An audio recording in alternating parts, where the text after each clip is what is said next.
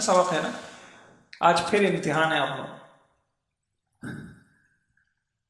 تین سبق کے بعد آج انشاءاللہ عصر کے بعد یہ جتنا پڑھا ہے آپ نے اسی ترتیب سے جس طریقے سے. اچھا دیکھیے، آپ نے عقائد میں الحمدللہ دیکھیں، میں سچ عرض کروں کہ 20-25 سال میں آپ نے یہ نہیں سیکھا ہوگا جو آپ نے چند نشستوں میں سیکھ. آپ کو ایمان کا پتہ چلا. اب یہ آپ کے نصیب کی بات ہے، اب یہ آپ کے اللہ سے تعلق کی بات ہے کہ آپ اپنے ایمان کی فکر کتنی کرتے. آپ نے اپنے ایمان کو مضبوط کرنے کی، آپ نے اپنے ایمان کی حفاظت کی، اپنے ایمان کو سنوارنے کی، اپنے ایمان کو مزین کرنے کی، اپنے کلمے پہ مرنے کی. اب یہ آپ کے اوپر ہے، لیکن آپ جاہل نہیں رہے. الحمدللہ آپ کے پاس حضور پاک صلی اللہ علیہ وسلم کی بہت ساری حدیثوں کا مدرسے میں جائے بغیر آپ کو یہ علم حاصل ہو. آپ کو سوء خاتمہ کے اسباب پتہ چلے، آپ کو حسن خاتمہ کے اسباب پتہ چلے.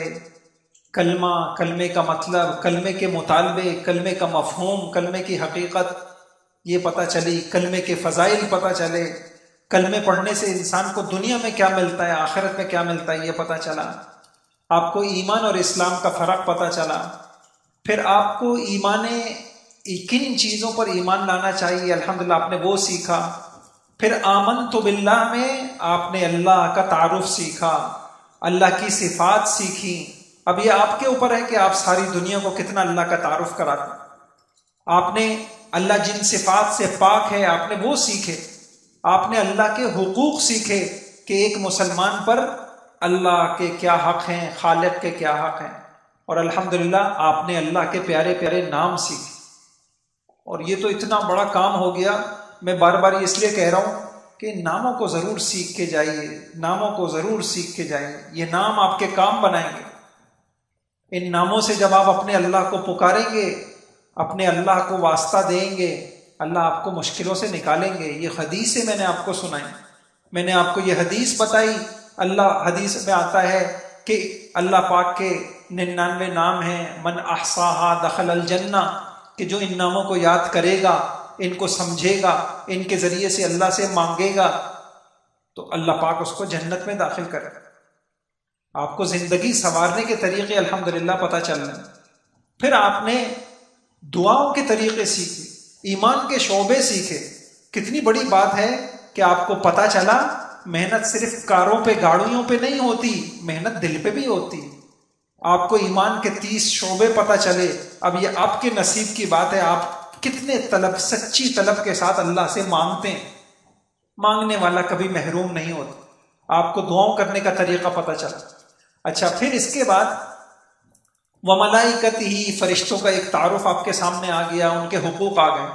کل بہت اہم بات سامنے آئی تھی، وکتبہ، وحی کیا ہے، اس کی اہمیت کیا ہے، ضرورت کیا ہے، عقل کیا ہے، وحی میں اور عقل میں فرق کیا ہے.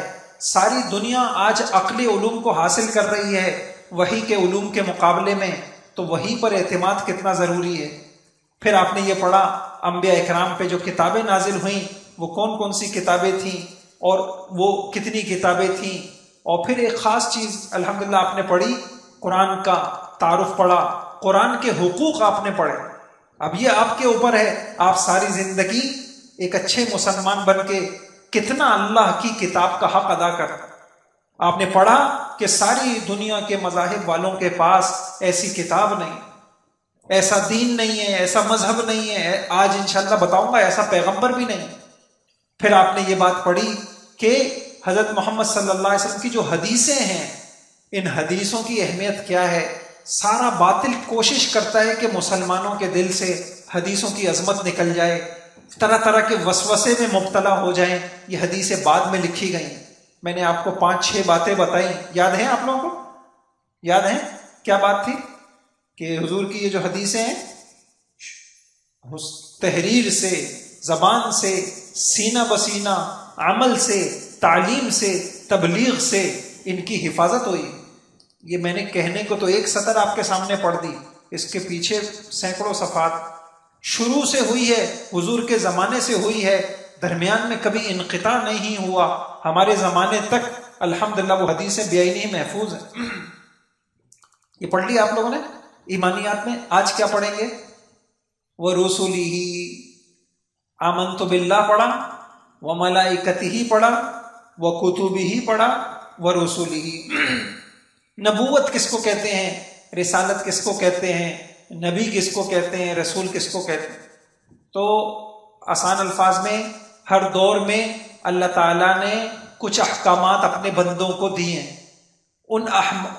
وہ احکام اللہ پاک جن کے ذریعے سے دیتا ہے تو اور جن لوگوں کو یہ ذمہ داری دیتا ہے اللہ تعالیٰ، تو اس کے لیے اللہ کچھ لوگوں کو منتخب کرتے ہیں جو بندوں تک وہ ذمہ داری پوری کرتے ہیں. اس ذمہ داری کا نام نبوت اور رسالت ہے، اور جس کو یہ ذمہ داری جاتی ہے وہ نبی اور رسول. ہر دور میں اللہ تعالیٰ نے اپنے مخصوص احکام اپنے بندوں تک پہنچائے. ان احکام کو پہنچانے کی جو ذمہ داری ہے یہ کیا کہلاتی ہے؟ نبوت. اور جن کو اس کا احکام پہنچانے کا ذمہ دار بنایا جاتا ہے وہ کیا کہلاتے ہیں؟ انبیاء کہلاتے ہیں. انبیاء کے بارے میں ہمارا عقیدہ کیا ہونا چاہیے؟ 2-3 لفظ میں آپ کو بتاتا ہوں، آپ اس کو یاد کیجئے گا. نمبر 1 وہ مقرب ہیں، نمبر 2 افضل ہیں، نمبر 3 معصوم ہیں، نمبر 4 بشر ہیں، نمبر 5 انہوں نے اپنی ذمہ داریاں پوری کی ہیں. دہرائیے میرے ساتھ.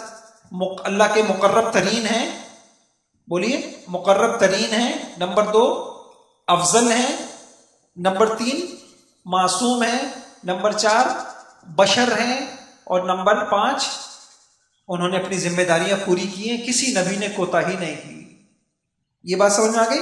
تو مقرب ہیں انبیاء اکرام، اللہ کے مقرب محترم بندے ہیں. دوسری بات، انبیاء سچائی میں، امانت میں، علم میں، حکمت میں، کردار میں ساری مخلوقات میں افضل ترین انسان ہوتے.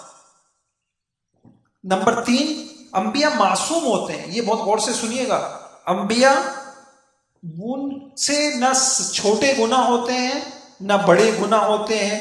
کفر سے، شرک سے وہ معصوم ہوتے ہیں، نبوت سے پہلے بھی اور نبوت کے بعد بھی. وجہ کیا ہے اس کی؟ وجہ یہ ہے، آپ خود سوچئے. اللہ تعالیٰ انبیاء کو اس لیے بھیجتے ہیں کہ لوگ ان کی اقتداء کریں. اب اگر انبیاء سے بھی گناہ ہونے لگ جائیں تو اقتداء کیا گناہ میں ہوگی؟ کہ جیسے تو پھر تو یوں کہا جائے گا جیسے نبی نے گناہ کیا تم بھی گناہ کرو. ایسا تو نہیں ہو سکتا. انبیاء اکرام اس لیے بھیجے جاتے ہیں کہ ساری انسانیت ان کی پیروی کرے. بیٹا یہ آپ لوگ پیچھے کیوں بیٹھ گئے؟ ادھر آ جاؤ نا، ادھر آ جاؤ، آ جاؤ، شاباش، آپ بھی آ جاؤ. تو یہ سمجھ میں آ گئی آپ کو بات کہ انبیاء معصوم ہیں. جس نے نبیوں کی طرف، پھر جو بعض چیزیں قرآن میں یا حدیث میں آپ کو ملتی ہیں تو آپ نے سنا ہوگا کہ بعض کام انبیاء کی شان کے خلاف ہوتے ہیں، گناہ نہیں ہوتے. تو اگر انبیاء سے ایسے کام بھی سرزد ہو جائیں تو اس کو بھی انبیاء گناہ سمجھتے. وہ گناہ نہیں ہوتے، بس ان کی منصب، ان کی شان کے خلاف کوئی کام اگر ان سے سرزد ہو جائے تو وہ اس پہ بھی توبہ کرتے ہیں، اس پہ بھی استغفار کرتے ہیں. اچھا، تمام انبیاء بشر تھے، انسان تھے، وہ فرشتے نہیں تھے. اس لیے وہ بشری تقاضے بھی پوری کرتے تھے. وہ شادی بھی کرتے تھے، ان کے بچے بھی ہوتے تھے، وہ کھاتے بھی تھے، وہ بازاروں میں بھی جاتے.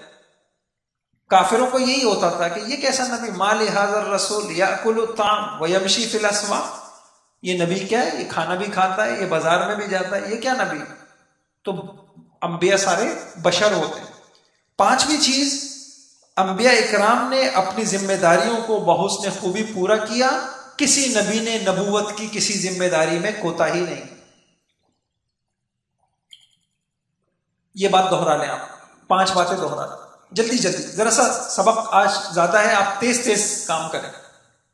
ہم یوں کہیں کہ بھائی صحیح تعداد انبیاء اکرام کی اللہ ہی کو پتہ ہے، بس ہمارا یہ ہے کہ جتنے بھی تھے ہم سب پر ایمان لاتے ہیں.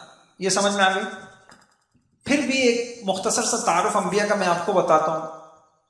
26 انبیاء کا ذکر قرآن کریم میں. قرآن کریم میں کتنے نبیوں کا ذکر ہے؟ اچھا، اس کے یاد کرنے کا طریقہ آسان ہے. 18 18 انبیاء کا تذکرہ تو ایک ہی آیت میں ہے۔ قرآن کریم کی سورہ انعام کی آیت نمبر 86 ہے، وَتِلْكَ حُجَّتُنَا آتَيْنَاهَا إِبْرَاهِيمَ عَلَىٰ قَوْمِهِ نَرْفَعُ دَرَجَاتٍ مَّن نَّشَاءُ إِنَّ رَبَّكَ حَكِيمٌ عَلِيمٌ وَوَهَبْنَا لَهُ إِسْحَاقَ وَيَعْقُوبَ كُلًّا هَدَيْنَا وَنُوحًا هَدَيْنَا مِن قَبْلُ وَمِن ذُرِّيَّتِ دَاوُودَ وَسُلَيْمَانَ وَأَيُّوبَ وَيُوسُفَ وَمُوسَىٰ وَهَارُونَ وَكَذَٰلِكَ نَجْزِي الْمُحْسِنِينَ وزكريا ويحيى وعيسى وإلياس كل من الصالحين وإسماعيل واليسع ويونس ولوطا۔ آسان ہو گیا۔ 26 انبیاء کا ذکر قرآن میں ہے، ان میں سے سورہ انعام کی آیت نمبر 83 86 اس میں سے 18 کا ذکر ہی آیا۔ باقی کتنے رہ گئے؟ 7۔ ان کو یاد کرنے کا آسان طریقہ یہ ہے کہ ایک جو ہے 7 کو یاد کرنے کا طریقہ یہ ہے، ایک سب سے پہلے نبی کون؟ آدم، اور ایک سب سے آخری نبی کون؟ محمد صلی اللہ علیہ وسلم، اور ان کے جد امجد اسماعیل علیہ السلام۔ تینوں گئے۔ اب کیا بچے؟ اب بچے ہود، صالح، شعیب، ادریس، ذوالکفل۔ بولیے، ہود، صالح، شعیب، ذوالکفل۔ ہود، صالح، شعیب، ذوالکفل علیہ السلام۔ تو میں نے بتایا آپ کو 26 انبیاء کا ذکر قرآن میں ہے، 18 ایک ہی آیت کے اندر ہیں، سورہ انعام۔ اچھا، اب رہ گئے کتنے؟ 7۔ تو 8 رہ گئے۔ اچھا، ان میں سے ایک آدم علیہ السلام پہلے، اور آخری محمد صلی اللہ علیہ وسلم، اور ان کے جد امجد اسماعیل علیہ السلام، اور کون رہ گئے؟ ہود، صالح، شعیب، ادریس، ذوالکفل۔ ایک بات اور سمجھیے، انبیاء میں بھی رتبے ہوتے ہیں۔ یہ تیسرے پارے میں تلک الرسل فضلنا بعضهم علی بعض۔ انبیاء میں بھی رتبے ہوتے ہیں۔ 5 پیغمبر وہ ہیں جن کو جو ہے جلیل القدر ہستی ہیں، جن کو جو بڑے درجے کے پیغمبر ہیں، اولو العزم ان کو کہتے ہیں۔ ان کو کیا کہتے ہیں؟ اولو العزم پیغمبر۔ وہ 5 کون ہیں؟ اس کا ذکر سورہ احزاب میں ہے، سورہ شورى میں ہے۔ وَإِذْ أَخَذْنَا مِنَ النَّبِيِّينَ مِيثَاقَهُمْ وَمِنْكَ حضور وَمِن نُوحٍ وَإِبْرَاهِيمَ وَمُوسَىٰ وَعِيسَىٰ ابْنِ مریم۔ اور ایک اور آیت میں شَرَعَ لَكُم مِّنَ الدِّينِ مَا وَصَّىٰ بِهِ نُوحًا وَالَّذِي أَوْحَيْنَا إِلَيْكَ وَمَا وَصَّيْنَا بِهِ إِبْرَاهِيمَ وَمُوسَىٰ۔ اس کو بھی یاد کرنے کا آسان طریقہ یہ ہے، آپ دیکھیں کتنے مذہب چل رہے ہیں۔ ایک اسلام ہے، یہودیت ہے، عیسائیت ہے۔ ان کے جو پیشوا تھے یہ اولو العزم پیغمبر تھے۔ تو 3 یہ ہو گئے، محمد صلی اللہ علیہ وسلم اور موسیٰ علیہ السلام، عیسیٰ علیہ السلام، اور یہ سارے مانتے تھے ابراہیم علیہ السلام کو۔ مانتے تھے؟ یہودی کہتے تھے ابراہیم ہمارے ہیں، عیسائی کہتے تھے ابراہیم ہمارے ہیں، اسلام اور مسلمان کہتے تھے ہمارے ہیں۔ تو ابراہیم علیہ السلام اور نوح علیہ السلام کا قصہ تو آپ سنتے ہی ہیں، کتنے 100 سال محنت کی، چند لوگ اسلام، کتنے بڑے پیغمبر تھے، کیسا ان کا استقامت تھی، کیسا ان کا عزم تھا۔ تو یہ یاد ہو گئے آپ کو۔ 5 پیغمبر ایسے ہیں جن کو کیا کہتے ہیں؟ جلیل القدر پیغمبر۔ کون کون ہو گئے؟ نوح علیہ السلام، زمانے کے اعتبار سے دیکھیں تو نوح علیہ السلام، ابراہیم علیہ السلام، موسیٰ علیہ السلام، عیسیٰ علیہ السلام، محمد صلی اللہ علیہ وسلم۔ دہرائیں گے اس کو؟ کس بات کو دہرائیں گے آپ؟ انبیاء کتنے ہیں، قرآن میں کتنوں کا ذکر ہے، کہاں ذکر ہے، وہ کون کون ہیں، اور 5 اولو العزم پیغمبر کون ہیں؟ جلدی سے 2 ہو کے 2 منٹ میں دہرائیے۔ آ جائیں۔ آپ نے پہچانا نبوت کس کو کہتے ہیں؟ ہو گیا؟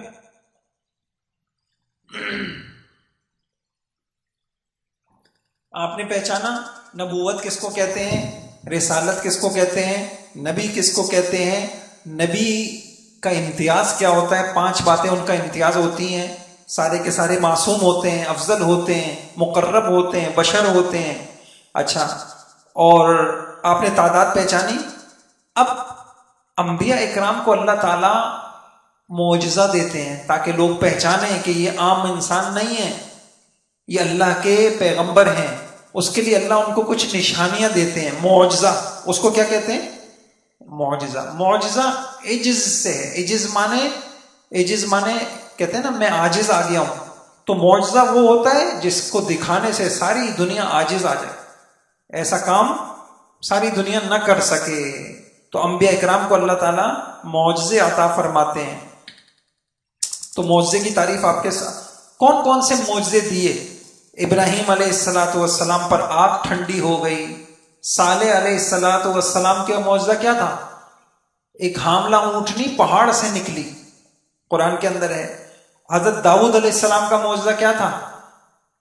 وَأَلَنَّا لَهُ الْحَدِيدَ، لوہا ان کے ہاتھ میں نرم ہو جاتا تھا۔ اور حضرت سلیمان علیہ السلام کا معجزہ کیا تھا؟ جنات ان کے تابع، ہوائیں ان کے تابع۔ موسیٰ علیہ السلام کا معجزہ کیا تھا؟ لکڑی ڈالی، اژدہا بن گیا، اور بغل میں ہاتھ ڈالا، یوں بغل میں ہاتھ ڈال کے نکالتے تو ہاتھ چمکنے لگ جاتا۔ حضرت عیسیٰ علیہ السلام کا معجزہ کیا تھا؟ وَأُبْرِئُ الْأَكْمَحَ وَالْأَبْرَصَ وَأُحْيِي الْمَوْتَى، ہاتھ پھیرا نابینا بینا ہو گیا، اور بیمار صحیح ہو گیا، اور مردہ زندہ ہو گیا۔ یہ معجزے تھے۔ یہ واضح ہو گئے؟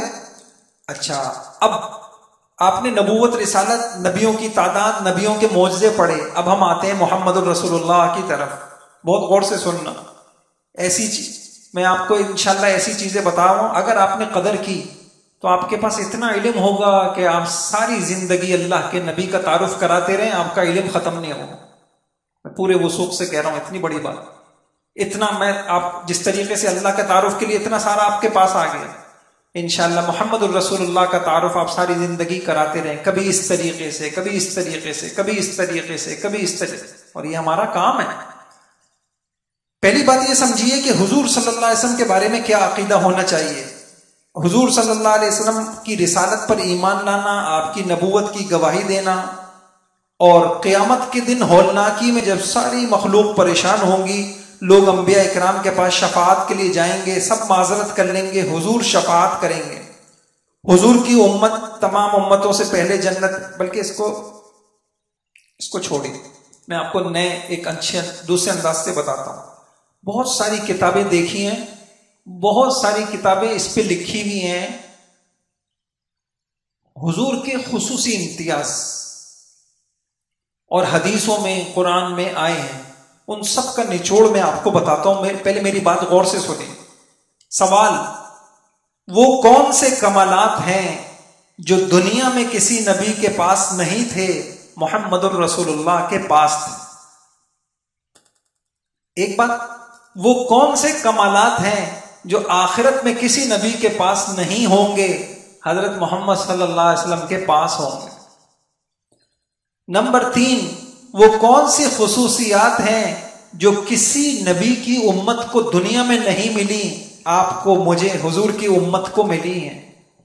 نمبر 4، وہ کون سی خصوصیات ہیں جو کسی نبی کی امت کو آخرت میں بھی نہیں ملیں گی، حضرت محمد صلی اللہ علیہ وسلم کی امت کو ملیں گے؟ سمجھ گئے؟ یہ میں نے آپ کو سینکڑوں حدیثوں کا خلاصہ بتایا۔ اب میں تفصیل تو نہیں بتا سکتا آپ کو، میں صرف آپ کو عنوان یاد کرا دوں۔ پہلی بات کیا بولی میں نے؟ وہ کون سی خصوصیات ہیں دنیا میں جو حضور پاک صلی اللہ علیہ وسلم کے پاس تھیں، عام آدمی تو چھوڑیں، ولی چھوڑیں، صحابہ چھوڑیں، کسی نبی کو بھی وہ باتیں دنیا میں نصیب نہیں ہوئیں۔ وہ 10 خصوصیات ہیں۔ نمبر 1، عہد اور میثاق، بولیے۔ وَإِذْ أَخَذْنَا مِيثَاقَ النَّبِيِّينَ لَمَا آتَيْتُكُم مِّن كِتَابٍ وَحِكْمَةٍ ثُمَّ جَاءَكُمْ رَسُولٌ مُصَدِّقٌ لِّمَا مَعَكُمْ لَتُؤْمِنُنَّ بِهِ وَلَتَنصُرُنَّهُ۔ سارے نبیوں سے اللہ نے یہ وعدہ لیا تھا، وعدہ کرو اگر تمہارے زمانے میں میرے پیغمبر محمد مجتبیٰ صلی اللہ علیہ وسلم تشریف لائے، تم سب ان کی مدد کرو۔ یہ صرف کس کے لیے لیا گیا؟ صرف محمد صلی اللہ علیہ وسلم کے لیے۔ تو پہلی خصوصیت آپ کی دنیا کی کیا ہوئی؟ عہد اور میثاق سارے نبیوں سے لیا گیا۔ دوسری، عمومی رسالت۔ آپ کی رسالت کیا تھی؟ کافۃ للناس بشیرا ونذیرا، وما ارسلناک الا کافۃ للناس، قیامت تک کے لیے انسان جنات، باقی کوئی نبی کی رسالت ایسی عمومی نہیں۔ نمبر 3 ختم نبوت، جتنے نبی آئے ہر نبی کے بعد اگلا نبی آتا تھا، حضور صلی اللہ علیہ وسلم پر مہر لگ گئی، انبیاء ختم، سلسلہ ختم، حضور آخری اینٹ ہیں اور حضور نے۔ چوتھی بات دائمی معجزہ، حضرت موسیٰ علیہ السلام کا معجزہ آج ہے؟ آج ہے؟ نہیں ہے۔ عیسیٰ علیہ السلام کا ہے؟ کسی اور نبی کا ہے؟ حضور کو ایسا معجزہ ملا جو قیامت تک چلے گا، وہ کیا ہے؟ قرآن کریم، جس کی ہم نے کتنی ناقدری کی۔ نمبر 5 جوامع الکلم، کیا کہا؟ جوامع الکلم۔ یہ حضور کی دنیا میں خصوصیت تھی کہ حضور بہت بڑی بڑی باتوں کو اتنے سے الفاظ میں سمیٹ دیتے، حضور کے ایک ایک لفظ میں سمندر کا سمندر سمیٹا ہوا۔ جوامع الکلم، یہی وجہ ہے کہ حضور کی حضور صلی اللہ علیہ وسلم کی حدیثوں پر اتنی سی حدیث ہوگی 2 سطر کی، اس کے اوپر پوری تشریح میں پوری کتابیں لکھی جا رہی۔ نمبر 6 رعب، حضور نے کہا نصرت بالرعب مسیرۃ شہر، مجھے اللہ پاک نے رعب دیا ہے، ایسا رعب تھا کہ مہینے اور کی مسافت تک کافر جو ہے ڈرا کرتے۔ تو یہ رعب حضور صلی اللہ علیہ وسلم نے فرمایا میری خصوصی۔ نمبر 7 اللہ کے حبیب، حضور کون تھے؟ اللہ کے حبیب۔ آپ نے صحابہ بیٹھے ہوئے بات کر رہے تھے، کلم اللہ موسیٰ تکلیما وعیسیٰ روحا، فلاں موسیٰ علیہ السلام تو کلیم اللہ تھے، عیسیٰ علیہ السلام تو روح اللہ تھے، ابراہیم تو خلیل اللہ تھے۔ حضور نے یہ سنا، باہر نکلے، کہنے لگے سمعت کلامکم وعجبکم، میں نے تم سب کی باتیں سنی ہیں، واقعی کلم اللہ موسیٰ تکلیما وعیسیٰ روح اللہ وابراہیم خلیل اللہ، الا وانا حبیب اللہ۔ لوگوں یاد رکھو میں حبیب اللہ ہوں، میں اللہ کا محبوب ہوں۔ موسیٰ کلیم اللہ تھے، عیسیٰ روح اللہ تھے، ابراہیم خلیل اللہ تھے، میں حبیب اللہ ہوں۔ یہ حضور کی خصوصیت۔ نمبر 8 رحمت عالم، وما ارسلناک الا رحمتا للعالمین، حضور صلی اللہ علیہ وسلم سارے عالم کے لیے رحمت تھے، عالم انس ہو، عالم جن ہو، اور جتنے بھی عالم ہیں سب کے لیے رحمت تھے۔ نمبر 9 امان عالم، حضور ساری امت کے لیے امان تھے۔ قرآن کی ایک آیت ہے ما کان اللہ لیعذبہم وانت فیہم، جب تک اے نبی آپ موجود ہیں ہم ان کو محفوظ رکھیں گے، ان کے اوپر عمومی عذاب نہیں آئے گا۔ نمبر 10 خزائن، حضور کے ہاتھوں میں اللہ پاک نے خزانہ، حضور نے کہا مجھے اللہ پاک نے سارے خزانوں کی چابیاں پکڑا دی۔ تو 10 خوبیاں حضور کی یاد ہو گئی۔ پہلی خصوصیت سارے نبیوں سے میثاق وعدہ لیا گیا کہ ان نبی کی کیا کریں۔ دوسری خصوصیت عمومی رسالت، عمومی، آپ رسول تھے سارے عالم کے لیے، آپ رحمت للعالمین تھے سارے عالم کے لیے، آپ خاتم النبیین تھے، آپ کو جوامع الکلم ملے، آپ کو رعب اور نصرت ملی، آپ حبیب اللہ تھے، آپ سارے عالم کے لیے امان تھے، آپ کو سارے عالم کی چابیاں دی گئیں، خزانوں کی چابیاں دی گئیں، آپ کو دائمی معجزہ دیا گیا۔ دہرائیے اس 10 خصوصیتیں دنیا میں حضور کو ملی جو کسی نبی کو نہیں ملی۔ ہو گیا؟ اب میں نے آپ کو اتنا بڑا کام دے دیا، آپ کو موقع ملے آپ اپنی اولادوں کو حضور سے متاثر کیجیے، ان 10 چیزوں میں آپ کمال پیدا کیجیے، آپ سارے عالم کو یہ گن گائیے، آپ حضور کی صفات بتائیے، حضور سے محبت آئے گی، دنیا بن جائے گی، آخرت بن جائے گی۔ ہم پتہ نہیں کن کن چیز ہم متاثر کر رہے ہیں اپنی اولادوں کو، سائنسدانوں سے اور سیاست دانوں سے اور گاڑی والوں سے اور بنگلے والوں سے۔ تو بھائی یہ 10 چیزیں آپ کے سامنے آئی ہیں، یہ حضور کی خصوص۔ اچھا، قیامت میں حضور صلی اللہ علیہ وسلم کے 3 کمالات ہیں جو کسی کو نہیں ہوں گے۔ نمبر 1 مقام وسیلہ و فضیلہ۔ آپ جو اذان کے بعد دعا پڑھتے ہیں کیا کہتے ہیں اس میں؟ اللہم آتی محمدن الوسیلۃ والفضیلہ، تو یہ حضور کی اے اللہ میرے نبی کو وسیلہ اور فضیلہ دے دے. تو وسیلہ فضیلہ بس حضور یہ یوں سمجھیے کہ یہ ایک بہت اللہ کے قرب کی ایک جنت ہے. میں بہت مختصر عرض کروں. یہ مقام اللہ نے صرف حضور کے لیے رکھا ہے. اور دوسری خصوصیت مقام محمود ہے، شفاعت ہے. جب سارے نبی لوگ پریشان ہو کے آدم علیہ السلام کے پاس جائیں گے کہ آپ اللہ سے یہ حساب کتاب شروع کرا دیجئے، ہمیں جہنم میں ہی ڈال دیا جائے لیکن ہم سے یہ حساب کتاب کی تکلیف برداشت نہیں ہوتی. آدم علیہ السلام کہیں گے نہیں بھائی نہیں، آج میں نہیں شفاعت کر سکتا. ایتو نوحن، نوح کے پاس جاؤ. نوح علیہ السلام کہیں گے نہیں نہیں، مجھ سے ایک غلطی ہو گئی تھی تو میں آج نہیں کر سکتا. تم جو ہے نا فلاں کے پاس جاؤ، تم فلاں کے پاس جاؤ. اور پھر آخر میں سب حضور کے پاس آئیں گے. حضور کہیں گے ہاں آج یہ مقام اللہ نے مجھے دیا ہے، میں شفاعت کروں. تو حضور کو مقام محمود اور مقام شفاعت. نمبر 3 مقام اولیت. مقام وسیلہ، مقام محمود، مقام اولیت. حضور کل قیامت میں سب سے آگے ہوں. حضور نے فرمایا انا اول الناس خروجا اذا بعثوا وانا خطیبهم اذا انصتوا وقائدهم اذا شفعوا ومبشرهم اذا ایسوا لواء الحمد بیدی. حضور نے کہا کل قیامت میں قبر سے سب سے پہلے نکلنے والا میں ہوں گا. انا، اور جنت کا دروازہ کھٹکھٹانے والا سب سے پہلا میں ہوں گا.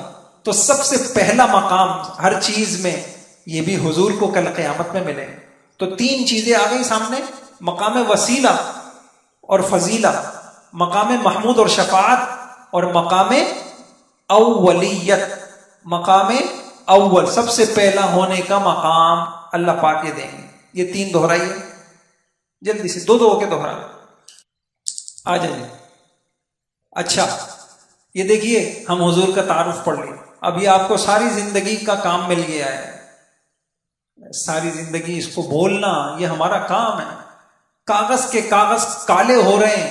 کوئی امریکہ کی طاقت بیان کر رہا ہے، کوئی کسی کی خوبی بتا رہا ہے، کتابوں کی کتابیں لکھی جا رہی ہیں. ہمارا کام یہ تھا ہم امام الانبیاء کا تعارف کراتے، اپنے بچوں کو کراتے. اور میرے بھائیوں اثر پڑتا ہے. ہم سے بڑا قصور ہوا ہے، ہم سے بڑا قصور ہوا. ایک مرتبہ مولانا طارق جمیل صاحب بیمار ہوئے. وہ کہنے لگے کہ میں اپنے علاقے میں گیا تو اب میں بیان تو کر نہیں سکتا تھا. تو میں نے کیا کیا، اپنے رشتہ داروں کے آس پاس کے بچوں کو جمع کر لیا. اور جب بچوں کو میں نے جمع کیا تو بچوں کو میں نے کچھ نہیں کیا، میں ان کو حضور صلی اللہ علیہ وسلم کی صفات بتاتا، آپ کے کارنامے بتاتا، آپ کے واقعات بتاتا. تو بچے روتے تھے. ایک بچہ روتا ہوا اپنی ماں کے پاس گیا اور روتا ہوا کہنے لگا ہمارے حضور اتنے اچھے تھے تو پھر مر کیوں گئے؟ کاش کہ یہ ذمہ داری ہم نے پوری کی ہوتی تو ایسی نسل نہیں اٹھتی جو نہ اللہ کو پہچانتی ہے نہ اللہ کے رسول کو پہچانتی، اپنے محسن کو نہیں پہچانتی. اور ان بدبختوں کی یہ جرت نہیں ہوتی. ہمارا واسطہ ایسے گندے کمینے دشمن سے پڑا ہے جو اس کو خوبی، اس کو آزادی سمجھتا ہے کہ جب تک ہم مقدس ہستی کا مذاق نہیں اڑائیں گے تو پھر بس ہم آزاد نہیں. یہ ہماری آزادی ہے. آپ ان کی اندر کی گندگی دیکھیں جن کی ہم پیروی کر رہے ہیں، جن کا علم ہم سیکھ رہے ہیں، جن کی علم کے لیے ہم زندگیاں لگا رہے ہیں، جن کے آگے ہم ہاتھ پھیلا رہے ہیں، جن کو ہم کہتے ہیں کہ بڑے مہذب ہیں، سچے بہت ہیں، کردار کے بہت اچھے ہیں. یہ ان کا کردار. میں ایک بات آپ کو بتاؤں، جو لوگ کہتے ہیں نا یار یہ ٹھیک ہے ہم مسلمانوں سے تو یہ اچھے ہیں، سچائی بہت ہے، میں آپ کو ایک بات بتاؤں، ان کی سچائی صرف اپنے ذاتی مفاد میں ہے، ورنہ ان سے بڑے جھوٹا کوئی نہیں. یہ عراق کے اوپر حملہ کرتے ہیں کیا کہہ کے، یہاں کیا ہے، یہاں اسلحہ ہے، یہاں جو ہے خطرناک اسلحہ ہے، اور پورے عراق کو تہس نہس کرتے ہیں. یہ سچے ہیں. یہ افغانستان پر حملہ کرتے ہیں، سب کے لیے خطرہ ہے، سب کے لیے خطرہ ہے. یہ سچے ہیں. یاد رکھیے گا یہ میں اپنی بات نہیں کر رہا، یہ بڑوں کی بات کر رہا ہوں. یہ سچے ہیں اپنے مفاد میں. ابھی ہمارے یہاں سے ابھی محلے کے ایک ساتھی امریکہ سے آئے کئی سال کے بعد، کہنے لگے یہ تو گورا بھی جانتا ہے، ہماری باتیں ہوتی رہتی ہیں ان سے، یہ گورا بھی یہ کہتا ہے کہ یار یہ جو ملکوں کے اندر چودراہٹ دکھاتا ہے امریکہ، کبھی کسی ملک کو تہس نہس کر دیا، یہ سب مفاد ہیں. ایسا کچھ بھی نہیں ہے کہ یہاں اسلحہ ہے، یہاں فلاں خطرہ ہے، یہ دہشت گرد ہیں، کچھ بھی نہیں ہے. یہ ایک چودراہٹ ہے جو ساری دنیا پہ قبضہ کرنے کا ایک وہ ہے. ہم گنگارے بہت سچے ہیں، بہت اچھے ہیں. اب آپ تصور کریں کہ اللہ کا عرش بھی ہل جاتا ہوگا جب ہم کہتے ہوں گے جنہوں نے شام کا کیا حال کر دیا، یمن کا کیا حال کر دیا، عراق کا کیا حال کر دیا، افغانستان کا کیا حال کر دیا. اور جو ہمارے جن کی جرت اتنی بڑھ گئی، ان کی بدماشی اتنی بڑھ گئی کہ ہمارے نبی کے خاکے بنا رہے ہیں. تو بھائیوں یہ کیا ہے کہ اگر ہمارے دل میں، اگر ہم حضرت محمد صلی اللہ علیہ وسلم کی محبت ہی نہ لے جا سکے بچا کر بڑھا کر، تو ہم کیا لے کے گئے؟ مال کی محبت، پیسے کی محبت. تو یہ جو سبق آپ پڑھ رہے ہیں، آپ نے اس پہ جان مارنا، اس میں آگے بڑھنا ہے، اپنا علم بھی بڑھانا ہے، اپنا، اور اللہ سے دعائیں مانگنی، اللہ سے دعائیں مانگنی.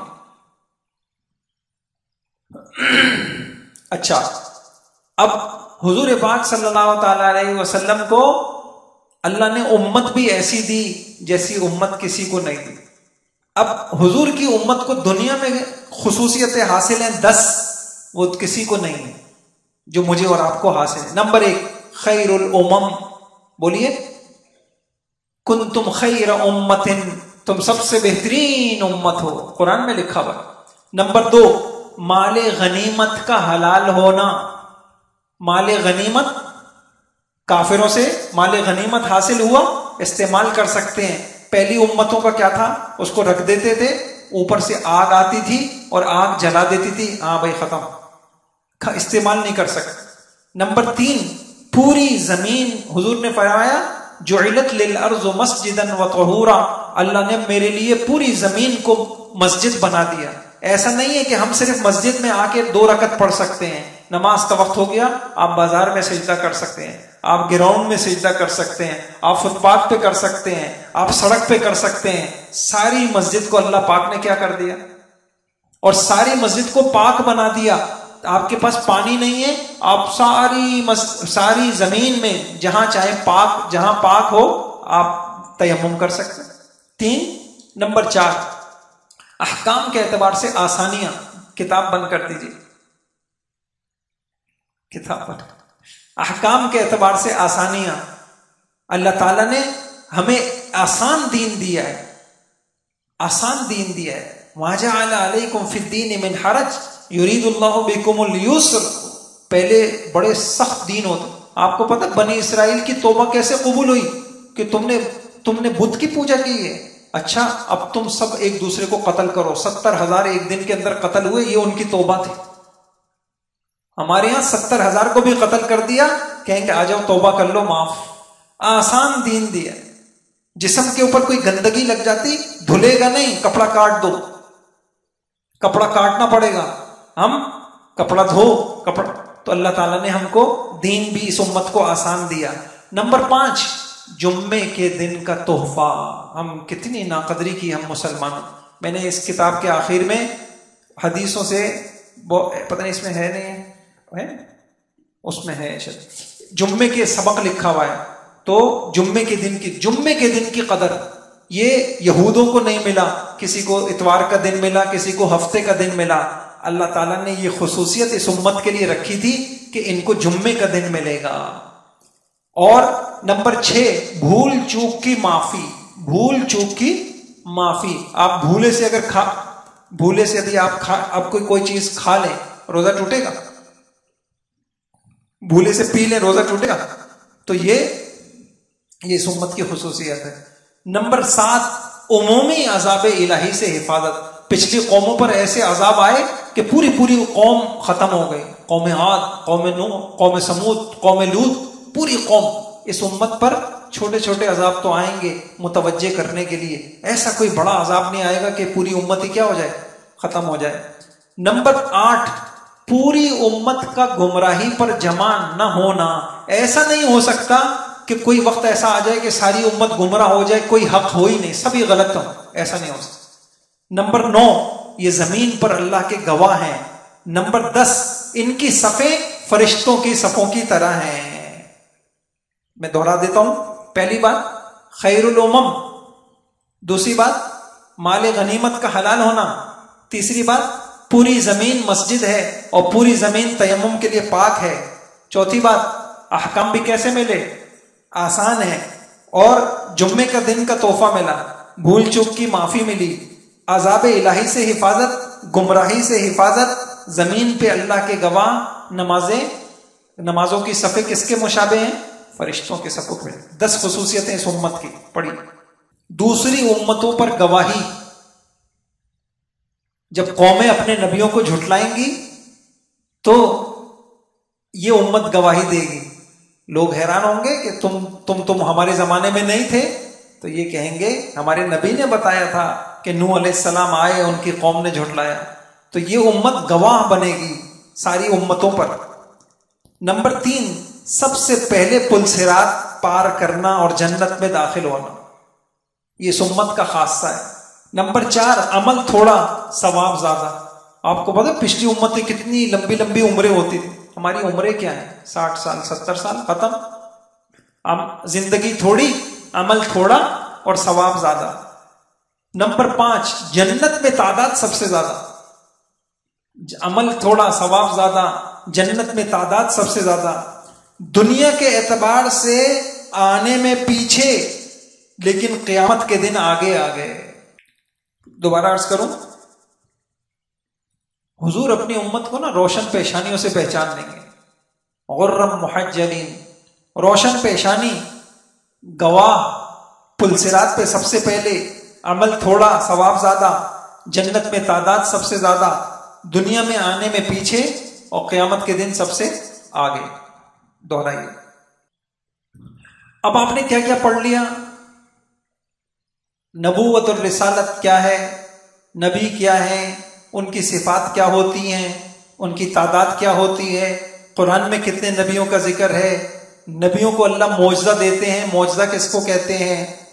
اور اس کے بعد آپ نے یہ پڑھا کہ نبیوں میں امام الانبیاء حضرت محمد صلی اللہ تعالیٰ علیہ وسلم تھے. تو حضرت محمد صلی اللہ تعالیٰ علیہ وسلم کو اللہ تعالیٰ نے کیا کیا صفات عطا کی تھیں. 10 صفات اللہ نے، خوبیاں، امتیاز دنیا میں دیا، کسی نبی کے پاس نہیں. آخرت میں 3 چیزیں ہوں گی جو کسی نبی کے پاس نہیں. اس امت کو 10 خصوصیتیں اللہ پاک نے دنیا میں دی، کسی امت کے پاس نہیں. آخرت میں اللہ پاک اس امت کو ایسی خوبیاں دیں گے جو کسی. یہ پڑھ لیا آپ نے. اب اس سب کے باوجود بعض لوگ حضرت محمد صلی اللہ تعالیٰ علیہ وسلم کے لیے ایسی صفات ثابت کرتے ہیں جو صفات اللہ کا خاصہ ہیں. الحمدللہ ہم صحیح عقیدہ رکھنے والے لوگ ہیں. ہم حضرت محمد صلی اللہ علیہ وسلم کو نبی ہی سمجھتے ہیں، ہم ان کو امام الانبیاء سمجھتے ہیں، سارے نبیوں کا سردار سمجھتے ہیں، لیکن ہم ان کو خدا نہیں سمجھتے. سمجھے؟ بعض یہ کہتے ہیں کہ حضور عالم الغیب ہے. ان کو کیا تھا؟ حضور کو کیا کہے؟ سب پتا ہوتا ہے. ابھی بھی سب پتا ہے، اس وقت بھی سب پتا تھا. حالانکہ آپ سمجھدار لوگ ہیں، آپ نے سیرت پڑھی ہے. بہت سارے واقعات ایسے ہیں. حضرت عائشہ رضی اللہ عنہ پہ تہمت لگی، 1 مہینے تک حضور پریشان تھے. تو سب پتا تھا تو پریشان کیوں؟ سب پتا تھا تو پریشان کس بات کا؟ ایک واقعہ مجھے یاد آیا. ایک عالم جماعت میں گئے، ایک عالم تبلیغی جماعت میں گئے. تو آپ میں سے بھی بہت سو کا واسطہ پڑا ہوگا، ہمارا بھی پڑا ہے. بعض بیچارے جو ناواقف ہوتے ہیں وہ آپ کو مسجد میں بھی نہیں ٹھہرنے دیں گے. نکلو، تم لوگ گستاخ ہو، تم پیغمبر کے، حضور کے گستاخ ہو، نکلو. ہیں؟ مسجد ناپاک ہو گئی. تو وہ عالم دیکھیں، عالم بڑی نعمت ہے، علم بڑی نعمت ہے.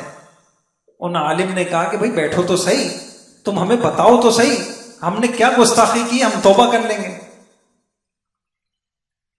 ہم نے کیا اللہ ہوگا. مجھے کل میں ایک واقعہ پڑھ رہا تھا. ہمارے بڑے کیسے تھے، حضرت تھانوی رحمت اللہ علیہ ممبر پہ بیان کرنے کے لیے بیٹھے. ایک پرچی آ گئی، اتنا بڑا ولی، اتنا بڑا کہتے ہیں کہ 100 سال میں ایسے علماء پیدا ہوتے ہیں جن سے اللہ دین کی تجدید کا کام لیتے ہیں.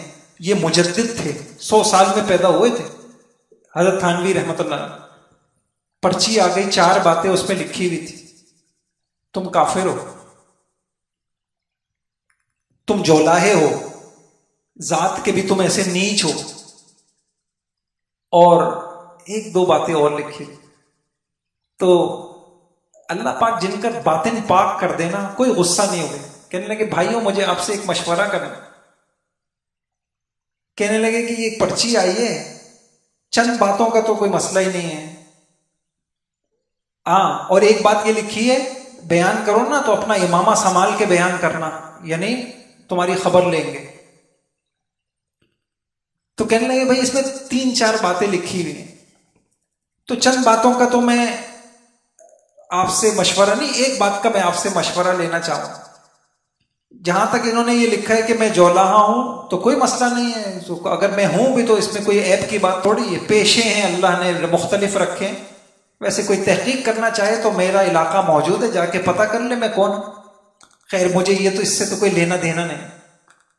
دوسری بات لکھی ہے کہ تم کافر ہو، تو اس سے بھی مجھے کوئی مسئلہ نہیں ہے. اگر تھا تو اب میں کلمہ پڑھتا ہوں، اشہد ان لا الہ الا اللہ و اشہد ان محمد. اب تو مسلمان ہو گیا نا، تو جب تک میں کوئی اور کام اسلام کے خلاف نہیں کروں تو اس وقت تک آپ مجھے کافر نہیں کر سکتے. اب میں نے کلمہ پڑھ لیا.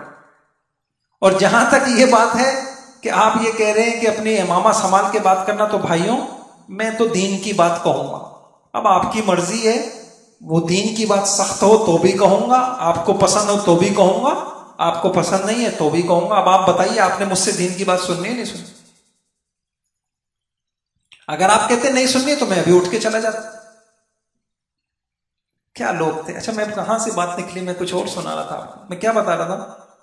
ہاں میں یہ بتا رہا تھا آپ کو، وہ عالم جماعت میں گئے، اب ان کو تم گستاخ ہو. بھائی ہم نے کیا گستاخی کی ہے؟ تم حضور کو عالم الغیب نہیں مانتے، تم حضور کو حاضر ناظر نہیں مانتے، تم حضور کو مختار کل نہیں مانتے. یہ بڑے بڑے مسئلے ہیں نا. یہ اسی پہ کہتے ہیں کہ حضور حاضر ناظر ہیں، یہاں بھی موجود ہیں، ساری دنیا میں موجود ہیں. حضور کو غیب کا پتہ ہے. حضور مختار ہیں، جس کو اولاد دے دیں، جس کو زندہ کر دیں. ان عالم نے کہا دیکھیں میری بات سنیے، ہم حضور کو عالم الغیب تو مان لیں، لیکن ایک مسئلہ آتا ہے، ہمیں قرآن کا انکار کرنا پڑے گا. وہاں کہ یہ کیا بات ہوئی؟ کہنے اگر عالم الغیب تھے تو پہلے سے ان کو سب وہی پتا تھی، تو پھر یہ وہی آئی کیوں؟ نہیں سمجھ. حالانکہ خود قرآن میں کیا ما کنت تدری مل کتاب، اے نبی آپ کو کیا پتا تھا یہ کتاب کیا ہے، یہ وحی کیا ہے، ہم نے آپ کو سکھایا. اگر سب کچھ ان کو پتا تھا تو پھر یہ وحی بھیجنے کی ضرورت کیا تھی؟ خاموش ہو گئے. انہوں نے کہا حضور کو ہم حاضر ناظر مان تو لیں، لیکن ایک مسئلہ ہے. کیا مسئلہ ہے؟ ہجرت کا انکار کرنا پڑے گا. اگر مدینہ میں پہلے سے موجود تھے تو پھر ہجرت کر کے مدینے میں کیا کرنے گئے؟ اچھا یار. پھر انہوں نے کہا دیکھو ہم حضور کو مختار مان تو لیں، شفاعت کا انکار کرنا پڑے گا. اگر حضور پاک صلی اللہ علیہ وسلم کو سارے اختیار ہیں تو جس کو چاہے جنت میں داخل کر دیں، تو حضور شفاعت کر کے سجدہ کر کے اللہ کو منا کے پھر یہ کیوں کو؟ تو انہوں نے بڑے سادے انداز میں یہ بڑے بڑے مسئلے حل کر دیے. تو الحمدللہ ہم پیغمبر کو امام الانبیاء مانتے ہیں، لیکن ہم اللہ کو اللہ مانتے ہیں. حضور نے ہمیں یہی سکھایا کہ میری شان میں ایسے مت کرنا جیسے عیسائیوں نے اپنے پیغمبر کی شان میں کیا، خدا بنا دیا. اچھا اس پہ ایک واقعہ یاد آیا، سنا دوں. ہندوستان میں شاہ عبد العزیز محدث دہلوی رحمۃ اللہ علیہ اتنی بڑی شخصیت گزرے ہیں. ہمارے استاد تھے حضرت مولانا یوسف لدھیانوی رحمۃ اللہ، فرماتے تھے ہندوستان کی ماں نے 2 بچوں سے بڑے بچے نہیں جنے، ایک شاہ عبد العزیز محدث دہلوی رحمۃ اللہ علیہ اور ایک امام ربانی حضرت گنگوہی رحمۃ اللہ علیہ. تو ایک انگریز عیسائی آ گیا، پادری بہت بڑا، اور کہنے لگا مسلمانوں کا کوئی بڑا ہو اس کو لے کے آؤ، میں اس سے بحث کرنا چاہتا ہوں، مناظرہ کروں گا، بحث کروں گا. لوگوں نے کہا اس وقت کے سب سے بڑے عالم شاہ عبد العزیز محدث دہلوی رحمۃ اللہ علیہ، ان کو لایا گیا. تو اس نے کہا مجھے بحث کرنی ہے، مناظرہ کرنا ہے. انہوں نے کہا کہو کیا کہتے ہو؟ کہنے لگے کہ تم لوگ کہتے ہو کہ تمہارا جو پیغمبر ہے وہ ایسا ہے ایسا ہے ایسا ہے. جب اتنا کچھ ہے تو اس کا نواسا کربلا کے اندر پیاسا شہید ہو رہا تھا, وہ اللہ سے دعا نہیں کرا سکتا تھا؟ اب سمجھ رہے ہیں آپ بات کو؟ وہ اللہ سے دعا نہیں کرا سکتا تھا؟ اپنے نواسے کو اور چھوٹے چھوٹے معصوم بچوں کو بچا نہیں سکتا تھا؟ انہوں نے کہا نہیں, دعا تو کرائی تھی انہوں نے, پر اللہ نے کہا کہ تم اپنے نواسے کے دعا کرا رہے ہو. میرا بیٹا مارا جا رہا تھا, میں اس کو نہیں بچا سکا. عیسیٰ علیہ السلام کو عیسائی کیا کہتے ہیں؟ اللہ کا بیٹا کہتے ہیں. انہوں نے کہا میرا بیٹا مارا جا رہا تھا, اور ان کا عقیدہ یہ ہے کہ عیسیٰ علیہ السلام کو مارا گیا. میرا بیٹا مارا جا رہا تھا, میں اس کو نہیں بچا سکا, تمہیں اپنے نواسے کی پڑی. خاموش ہو گئے. پھر کہنے لگا اچھا یہ بتاؤ, ایک آدمی کو راستہ نہیں پتا, وہ جاتا ہے اور جا کے یہ دیکھتا ہے ایک آدمی سو رہا ہے, ایک جاگ رہا ہے, وہ پتہ کس سے پوچھے گا؟ یہ اتنے بڑے عالم تھے, سمجھ گئے کہ یہ کہنا کیا چاہ رہا ہے. یہ کہنا کیا چاہ رہا ہے؟ یہ کہنا یہ چاہ رہا ہے محمد صلی اللہ علیہ وسلم انتقال کر گئے اور تمہارے عقیدے کے مطابق عیسیٰ زندہ ہیں, تو ماننا کس کو چاہیے؟ انہوں نے کیا جواب دیا؟ انہوں نے کہا چونکہ بیٹھ جو جاگ رہا ہے اس کو بھی پتہ نہیں معلوم, اور جو آیا ہے اس کو بھی نہیں پتا, اس لیے یہ دونوں اس کو اٹھائیں گے اور اس سے پوچھیں گے پتہ بتاؤ. سبحان. علم کی بڑی شان ہوتی ہے دوستوں, کاش ہمیں قدر ہو. انہی علماء نے کتنے لوگوں کا ایمان بچایا ہے. ایسے ایسے وسوسے ڈال دیے جاتے تھے, یہ علماء بچاتے تھے. تو بھائی ہم حضور پاک صلی اللہ علیہ وسلم کو ساری خوبیوں کا مجموعہ مانتے ہیں, پر ہم اللہ کو اللہ مانتے ہیں, پیغمبر کو پیغمبر مانتے ہیں. تو اس میں یہ لکھا ہوا ہے حضور صلی اللہ علیہ وسلم کو علم الغیب اتنا تھا جتنا اللہ نے بتا دیا, اتنا نہیں تھا جتنا اللہ کو ہے. اس کی ہزاروں مثالیں, ایک مثال تھوڑی ہے. ابھی جیسے میں نے آپ کو بتایا حضور صلی اللہ علیہ وسلم, کتنی باتیں تھیں حضور صلی اللہ علیہ وسلم وحی کے ذریعے سے بتائی گئی. ہمارے نبی کو حضور اللہ تعالیٰ نے معجزے دیے. شق قمر کا معجزہ آپ نے کل تراویح میں سنا, قرآن کریم کا معجزہ, اور بھی بہت. درخت کو کہا اس نے آپ کا حکم مان لیا, پہاڑ آپ کو سلام کرتے تھے. ایک اہم عقیدہ ہے, اس کو سن لیجئے. اب حضور صلی اللہ علیہ وسلم انتقال فرما گئے ہیں, لیکن ہمارا عقیدہ ہے الانبیاء حی فی قبورہم, انبیاء علیہ السلام اپنی قبروں میں زندہ ہیں. میری بات سمجھ رہے ہیں؟ ایک اس عقیدے میں بھی غلطی ہوتی ہے, اس کو سمجھ لیجئے اچھی طرح.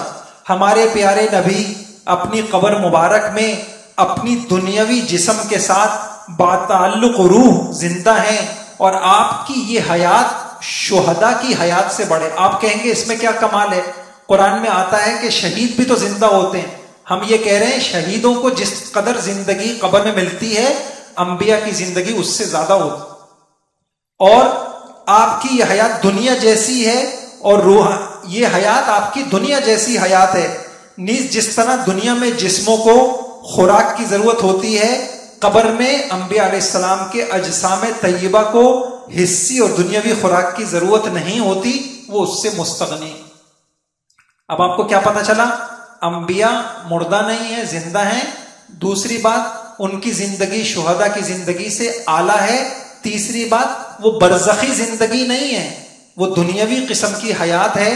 لیکن جو آخری بات, ایسا نہیں ہے کہ حیات کے لیے تو پھر کھانا بھی کھاتے ہوں پیتے بھی ہوں, اس کی ضرورت نہیں. ایک عقیدہ آخری, ختم نبوت. بس اس کو پڑھیں گے پھر ختم نہیں, اور بھی ختم نبوت. ختم نبوت کا آپ نے بیان بھی سن لیا تھا, اور آپ نے ابھی یہ بھی پڑھ لیا کہ حضور صلی اللہ علیہ وسلم کو دنیا میں جو امتیاز ملا, آپ خاتم النبیین ہیں. آج تھوڑا سا یہ پڑھ لیجئے, اس ختم نبوت کا انکار کرتے ہیں. کون لوگ انکار کرتے ہیں بتائیے؟ قادیانی. یہ قادیانی کون لوگ ہیں؟ اول تو حضور نے خود کہہ دیا تھا کہ میری امت میں 30 جھوٹے آئیں گے, یہ ان جھوٹوں میں سے ہے. ایک بات, ان کے گروہ کتنے ہیں؟ یہ 2 ہیں. سنیے گا ان کے فرقے کتنے ہیں. 100 سال پہلے 1800 میں اپنی جماعت کی انہوں نے 1908 اپنی جماعت کی بنیاد رکھی. 1908 میں جب یہ مرزا غلام احمد قادیانی کا انتقال ہوا تو ان کی جماعت میں اختلاف ہو گیا. ان کا جو پہلا سربراہ تھا وہ حکیم نور الدین تھا, جس کا انتقال 1914 میں ہوا. حکیم نور الدین کے مرنے کے بعد اقتدار کی جنگ ان میں چل پڑی کہ اب کون سربراہ بنے. محمد علی لاہوری نے مرزا غلام احمد قادیانی کے بیٹے مرزا بشیر الدین کے ہاتھ پر بیعت کرنے سے انکار کر دیا اور قادیان چھوڑ کے لاہور آ گیا، اور لاہور آ کے ایک نیا گروپ بنا لیا جس کو کہتے ہیں لاہوری گروپ. اب سمجھ گئے آپ لوگ قادیانیوں کے کتنے گروپ ہیں؟ لاہوری گروپ اور دوسرے قادیانی. اچھا، فرق کیا ہے؟ عام مسلمانوں کی حمایت حاصل کرنے کے لیے انہوں نے یہ کہنا شروع کرا، ارے نہیں نہیں، ہم مرزا کو پیغمبر نہیں مانتے، ہم اس کو مجدد مانتے ہیں. یہ انہوں نے کہنا شروع کر دیا، حالانکہ ایسا ہے نہیں، وہ ان کو پیغمبر ہی مانتے ہیں. اچھا، ان میں فرق کیا ہے؟ لاہوری گروپ میں اور جو دوسرا قادیانی گروپ ہے اس میں فرق کیا ہے؟ قادیانی گروپ مرزا کے نہ ماننے والے کو کافر کہتے ہیں، لاہوری کافر نہیں کہتے. قادیانی ہمیں آپ کو سب کو کافر کہتے ہیں کیونکہ ہم نعوذ باللہ مرزا کو نہیں مانتے، تو ان کے بقول تم نبی کو نہیں مانتے تو تم کافر. جبکہ ان کا جو لاہوری گروپ ہے وہ ہمیں کافر نہیں کہتے، بس کہتے کہ تم ایک بڑے آدمی کو نہیں مانتے. نمبر 2، قادیانی گروپ مرزا قادیانی کو قرآن کی اس آیت مبشرا برسول یأتی من بعد اسمہ احمد، وہ کہتے ہیں اس احمد کے مراد غلام احمد ہے. نعوذ باللہ، نعوذ باللہ، پڑھ لیے نعوذ باللہ پڑھیں. وہ کہتے ہیں، حالانکہ ہم کیا کہیں گے اس سے مراد کون ہے؟ محمد صلی اللہ علیہ وسلم ہے. تو قادیانی کہتے ہیں قرآن کی اس آیت کا مطلب یہ ہے کہ احمد سے مراد محمد صلی اللہ علیہ وسلم ہے، اور ان کا جو لاہوری گروپ ہے وہ کہتا ہے نہیں، اس سے مراد یہ نہیں. تیسرا فرق، قادیانی گروپ مرزا کو حقیقی نبی مانتے ہیں، لاہوری اسے حقیقی نبی نہیں مانتے. اب ایک سوال ہے، جب لاہوری گروپ قادیانیوں کا وہ مرزا کو نبی نہیں مانتا تو پھر ہم سارے قادیانیوں کو کافر کیوں کہتے ہیں؟ دیکھیے، حضور کے بعد جو شخص نبوت کا دعویٰ کرے وہ بالاجماع کافر ہیں، اور جو اس نبوت کے دعوے دار کو نبی مانے یا مجدد مانے یا ولی مانے وہ بھی کافر. اب سمجھ گئے آپ لوگ؟ ٹھیک ہے، نبی نہیں مانتے لیکن نبوت کے دعویٰ کرنے والے کو تم اس طریقے سے مانتے ہیں. اچھا، یہی وجہ ہے کہ علماء نے اپنے فتاوا میں، عدالتوں نے اپنے فیصلوں میں، اسمبلی نے اپنے قانون میں قادیانیوں کے دونوں گروپوں کو کافر قرار دیا ہے. ایک بات یہ سمجھ میں آ گیا آپ کو؟ قادیانی کیا ہیں، کب سے شروع ہوئے، کتنے گروپ ہیں، دونوں میں کیا فرق ہے، یہ سمجھ میں آ گیا. اگلی بات، ہمارا مسلمان، یہ بہت اہم بات بتا رہا ہوں، ہم مسلمانوں کا رویہ ان قادیانیوں کے ساتھ کیا ہونا چاہیے. سنیے، ان کے دونوں گروپوں کے ساتھ معاشرتی، مذہبی میل جول شریعت کے اعتبار سے بالکل ناجائز ہے. سعودی عرب میں رابطہ عالم اسلامی نے 1974 میں ساری دنیا سے، پوری دنیا کے مسلمانوں کے جو نمائندے تھے ان کو جمع کیا، اور مکہ مکرمہ میں ایک بہت بڑا اجتماع ہوا، اور اس میں یہ قرارداد منظور ہوئی، اسلامی ممالک اور 144 مسلم آبادی کی تنظیموں کے نمائندوں نے شامل کی، جس کی شق نمبر 3 یہ تھی کہ مرزائیوں کے دونوں گروپ سے مکمل عدم تعاون، اقتصادی، معاشرتی، ثقافتی، ہر میدان میں مکمل بائیکاٹ کیا جائے. ان کے کفر کے پیش نظر نہ ان سے شادی کی جائے، نہ ان کو مسلمانوں کے قبرستان میں دفن کیا جائے. مکہ مکرمہ میں کانفرنس ہوئی، ساری دنیا کے نمائندے آئے اور وہاں یہ قانون پاس ہو. اب کیا ہونا چاہیے؟ جب یہ ہو گیا، اس قانون کے پیش نظر مسلمان کو چاہیے کہ ان دونوں گروپوں سے نہ میل جول رکھیں، نہ ان کے ساتھ اٹھے بیٹھے، نہ ان کے ساتھ خرید و فروخت کریں، نہ ان کی دعوت میں شریک ہوں، نہ ان کو اپنی دعوت دیں. اگر یہ مر جائیں تو ان کے کفن دفن میں شریک نہ ہو، ان کو اپنے قبرستان میں دفن نہ ہونے دیں. اب ایک سوال آپ کے ذہن میں آئے گا کہ اسلام کے اندر کافروں کے ساتھ بھی رواداری ہے. الحمدللہ 3 طریقے ہوتے ہیں تعلقات کے. ایک ہوتی ہے دلی محبت، یہ تو اس کو کہتے ہیں موالات، یہ قرآن کی آیتوں میں منع ہے، آپ کسی کافر سے دلی دوستی نہیں رکھ سکتے. دوسری ہوتی ہے ہمدردی، نفع رسانی، مدارات، کسی کو قرضہ دے دیا، عیدی دے دی، کسی کو گفٹ دے دیا، انعام دے دیا، کسی کے کام آ گئے. اسلام کہتا ہے کہ ہم آپ کو اس سے نہیں روکتے، آپ ہر کافر کے ساتھ ایسا کر سکتے ہیں. تو سوال یہ ہے کہ جب ہم ہر کافر کے ساتھ کر سکتے ہیں، ان قادیانیوں کے ساتھ ایسا کیوں نہیں کر سکتے؟ تو اس کی جواب سنیے. عیسائی کافر ہیں مگر ان کے نبی سچے ہیں. یہودی خود غلط ہیں مگر ان کے نبی سچے ہیں. تو سچے نبی کے جھوٹے پیروکاروں سے تو تعلقات ہو سکتے ہیں، مگر کذاب اور دجال کے پیروکاروں، حضرت محمد صلی اللہ علیہ وسلم کے باغیوں کو جو اسلام کا لباس پہن کر ہمارے اسلام پر وار کرتے ہیں، ان سے تعلقات بہت خطرناک ہیں. سمجھ میں آ گیا؟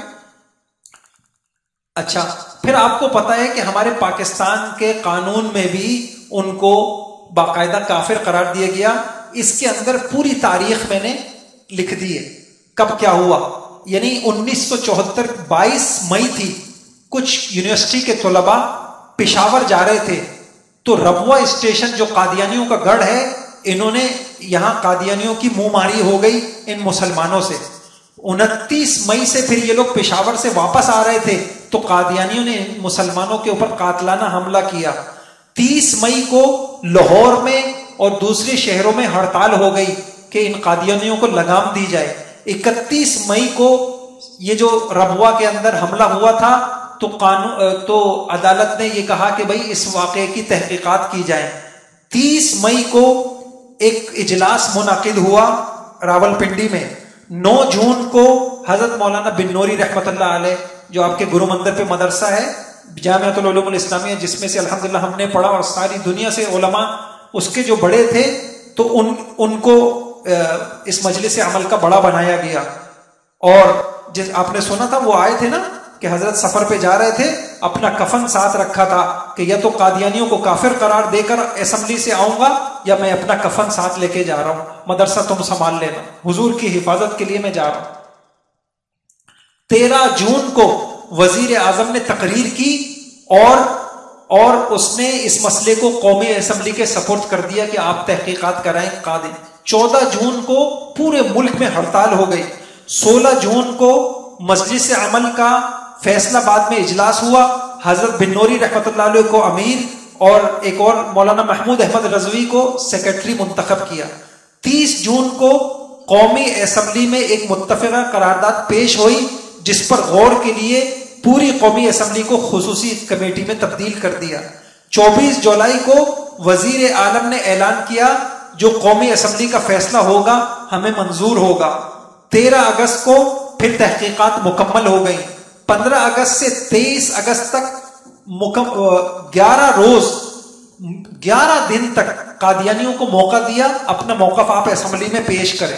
اور ادھر سے علماء تھے، یہ چھپ کے بھی آ گئی یہ کتاب، ان کی ایک ایک سوال، انہوں نے اپنے آپ کو مسلمان کہا، فلاں کہا، فلاں، ان کو پورا موقع دیا آپ اپنی بات پیش کریں، آپ مرزا کو کیا سمجھتے ہیں، فلاں مسلمانوں کو کیا سمجھتے ہیں. ادھر سے جو علماء تھے وہ اس کا جواب دیتے رہے. اچھا، 20 اگست کو یہ ساری رپورٹ ربوہ سے متعلق وزیر اعلیٰ کو پیش کی گئی. 22 اگست کو رپورٹ وزیر اعظم کو پیش کی گئی. 24 اگست کو وزیر اعظم نے فیصلہ کر دیا کہ فیصلے کے لیے 7 ستمبر کی تاریخ مقرر کر دی. 27-28 اگست کو لاہوری گروپ پر قومی اسمبلی میں جرح ہوئی. 1 ستمبر کو لاہور کی شاہی مسجد میں ملک گیر ختم نبوت کانفرنس ہوئی. اور 5-6 ستمبر کو جنرل یحییٰ بختیار نے اسمبلی میں عمومی بحث کرائی اور جو مرزا قادیانیوں کے اوپر جو اعتراضات تھے وہ سارے اس کا خلاصہ پیش ہوا. 7 ستمبر 4:53 پر قومی اسمبلی نے فیصلہ کر دیا کہ مرزا قادیانی کے ماننے والے ہر 2 گروپ کافر ہیں، غیر مسلم. الحمدللہ بولی. اور نیت کیجئے، سارا باطل زور لگا رہا ہے کہ یہ قانون ختم ہو جائیں، جس کے پیچھے کتنا خون ہے، جس کے پیچھے کتنی قربانیاں ہیں، علماء کی کتنی. میرے بھائیوں، یہ ہے جو ہم سمجھیں علماء ہمارے دین کے محافظ ہیں، ہمیں دین کی خیرخواہ ہیں، ہم ان سے جوڑیں، اپنے نسلوں کو جوڑیں، تو ہمارا ایمان سلامت ہو جائے گا. انبیاء کے کیا حقوق ہیں؟ انبیاء کے حقوق، حضور اور حضور صلی اللہ علیہ حضور کے حقوق کیا ہیں، اس کو یاد رکھ لیں. سب کچھ پڑھ لیا آپ نے. حضور کی خصوصیات کیا ہیں، حضور کی صفات کیا ہیں، حضور کے معجزے کیا ہیں. اب حضور کے حقوق، حضور پر ایمان لانا. بولیے. نمبر 2، حضور صلی اللہ علیہ وسلم سے وابستہ ہر چیز کا ادب کرنا. اللہ اکبر. یہ جو دارالعلوم دیوبند کے بڑے تھے، جنہوں نے دارالعلوم دیوبند، حضرت مولانا قاسم نانوتوی رحمت اللہ علیہ، کیسے بادب انہوں نے ساری زندگی کالے جوتے نہیں پہنے. کہ جب سے میں نے دیکھا ہے کہ خانہ کعبہ کا غلاف کالا ہے تو مجھ سے نہیں ہوتا کہ میں کالے رنگ کے جوتے پہنوں. کیسے دل ان کے اللہ کی عظمت سے بھرے ہوئے، اللہ کے نبی کی محبت سے، عظمت سے بھرے ہوئے. تو حضور سے جو جو چیزیں وابستہ ہوں ان سب کا ادب. قرآن حضور کا ہے، دین حضور کا ہے. حضور پہ کثرت سے درود پڑھنا یہ حضور کا حق ہے. حضور صلی اللہ علیہ وسلم کی اتباع کرنا حضور کا حق ہے. حضور سے محبت کرنا حضور کا حق ہے. اور حضور کے دین کی حفاظت کرنا، نصرت کرنا، مدد کرنا یہ حضور صلی اللہ علیہ وسلم کا حق ہے. یہ 6 حق دہرا لیجئے، 6 حق دہرا لیجئے. اور میں دوبارہ عرض کر دیتا ہوں، ایمان لانا اور آپ سے وابستہ ایمان لانا، ادب کرنا، درود پڑھنا، اتباع کرنا، محبت کرنا اور نصرت کرنا، یہ دہرانا. ختم نبوت کا بھی ہو گیا نا. اچھا اب دیکھیے، ہم پڑھ رہے تھے آمنت باللہ و ملائکتی و کتبی و رسولی. آپ نے رسولوں کو پڑھا، نبیوں کو سمجھا، تعداد پڑھی، اور نبیوں کی جو امتیاز ہوتے ہیں وہ پڑھے. حضرت محمد صلی اللہ علیہ وسلم کے امتیازات، خصوصیات پڑھی، اور حضور کی امت کی خصوصی امتیازات کو سمجھا. اور پھر حضور کی ختم نبوت کو سمجھا، ختم نبوت کے انکار کرنے والوں کو سمجھا، اور حضور کے حقوق کو سمجھا. حضور کے ماننے والوں کو کیا کہتے ہیں؟ حضور صلی اللہ علیہ وسلم کے زمانے میں جنہوں نے آپ کو مانا وہ کون تھے؟ صحابہ.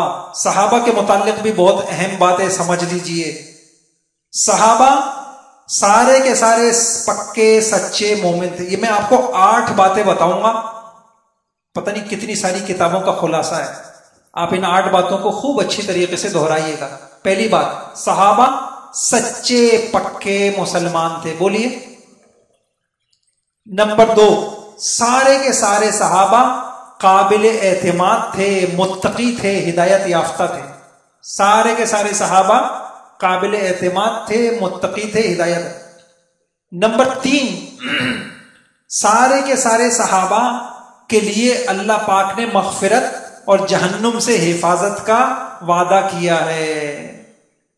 سارے صحابہ سے اللہ نے وعدہ کیا ہے مغفرت کا اور جہنم سے حفاظت کا، جس کا لازمی نتیجہ یہ ہے کہ وہ ڈائریکٹ جنت میں جائیں گے. کتنی باتیں ہو گئیں؟ 3.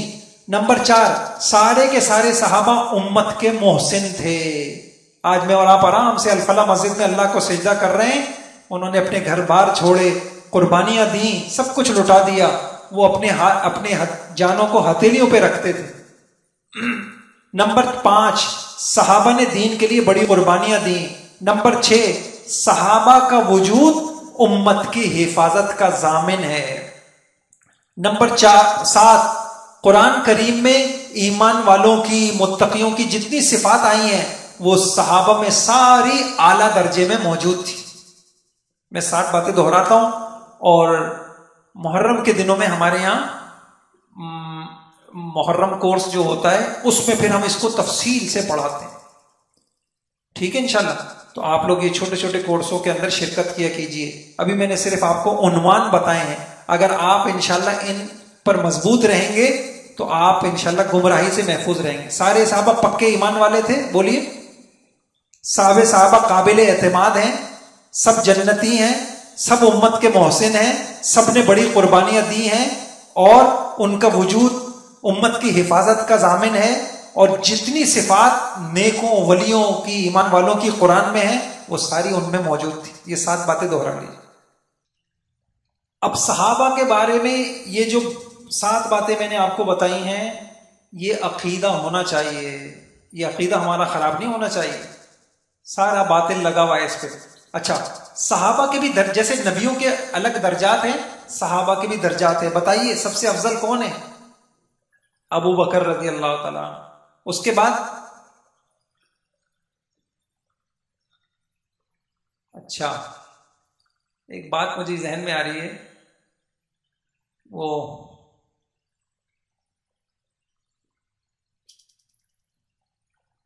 یہ ہمارے عطا اللہ شاہ بخاری رحمۃ اللہ علیہ کا نام آپ نے سنا ہوگا. تقریر کرتے تھے ساری ساری رات، اور حضور کے دیوانے تھے، سید تھے، اور نانا جان کہتے تھے حضور کو، نانا جان. اور کتنی زندگیوں میں جیلوں، وہ کہتے تھے جیسے مجمع کا حال ہے نا، بس مجمع نعرے لگا دیتا ہے، قربانیاں تو بیچارے علماء ہی دیتے رہتے. کہنے لگے ایک مرتبہ، کہنے لگے میں آتا ہوں تقریر کرتا ہوں، کہتے واہ شاہ جی، آہ شاہ جی، تمہاری اس واہ میں اور آہ میں میری زندگی پوری ہو گئی، میں تو جیل میں بند. اچھا، تو ایک جگہ تقریریں ہو رہی تھی، تو آخر میں وہاں یہ روافظ بھی تھے شیعہ، اور ان کی ساری کوشش تھی کہ شاہ جی کی تقریر نہ ہو سکے، اور وہ تو سمجھاتے تھے لوگوں کو. تو جب سب کی تقریر ہو گئی، آخر میں شاہ جی کی تقریر ہوئی، شاہ صاحب کی تقریر آخر میں ہوئی. تو انہوں نے یہ بات رکھی کہ بھئی تم نے میری تقریر آخر میں کیوں رکھی؟ اب مجمع میں شیعہ بھی تھے. انہوں نے کہا بھئی آپ صدر ہیں اور آپ بڑے ہیں، اس وجہ سے آپ. انہوں نے کہا اچھا، اس سے پتہ چلا جو افضل ہوتا ہے تو وہ آخر میں آتا ہے. اس سے پتہ چلا جو افضل ہوتا ہے تمہارے عقیدے کے مطابق وہ آخر میں آتا ہے، تو پھر تم یہ جھگڑا، پہلے کا جھگڑا کیوں کرتے تھے؟ خیر، یہ بات کہاں سے کہاں نکل گئی. تو حضرت ابو بکر صدیق رضی اللہ تعالیٰ عنہ، دیکھیں اب آپ دیکھیں نا اذانوں کے اندر کیا ہوتا ہے، اشہد ان علی ولی اللہ وصی رسول اللہ و خلیفتہ بلا فصل. عقیدہ الگ، کلمہ الگ، نماز الگ. سمجھیں میری بات؟ اذان سنی آپ نے یہ والی، اشہد ان علی ولی اللہ وصی رسول اللہ و خلیفتہ بلا فصل، کہ علی اللہ کے نبی کے خلیفہ ہیں بغیر فصل کے. نعوذ باللہ، نعوذ باللہ. اس اذان کا مطلب یہ ہوا کہ یہ سارے صحابہ ظالم تھے، انہوں نے زبردستی علی کا حق چھین کے ابو بکر رضی اللہ عنہ کو دے دیا. اس کا مطلب یہ ہے، ہم سمجھا کریں اس کا مطلب.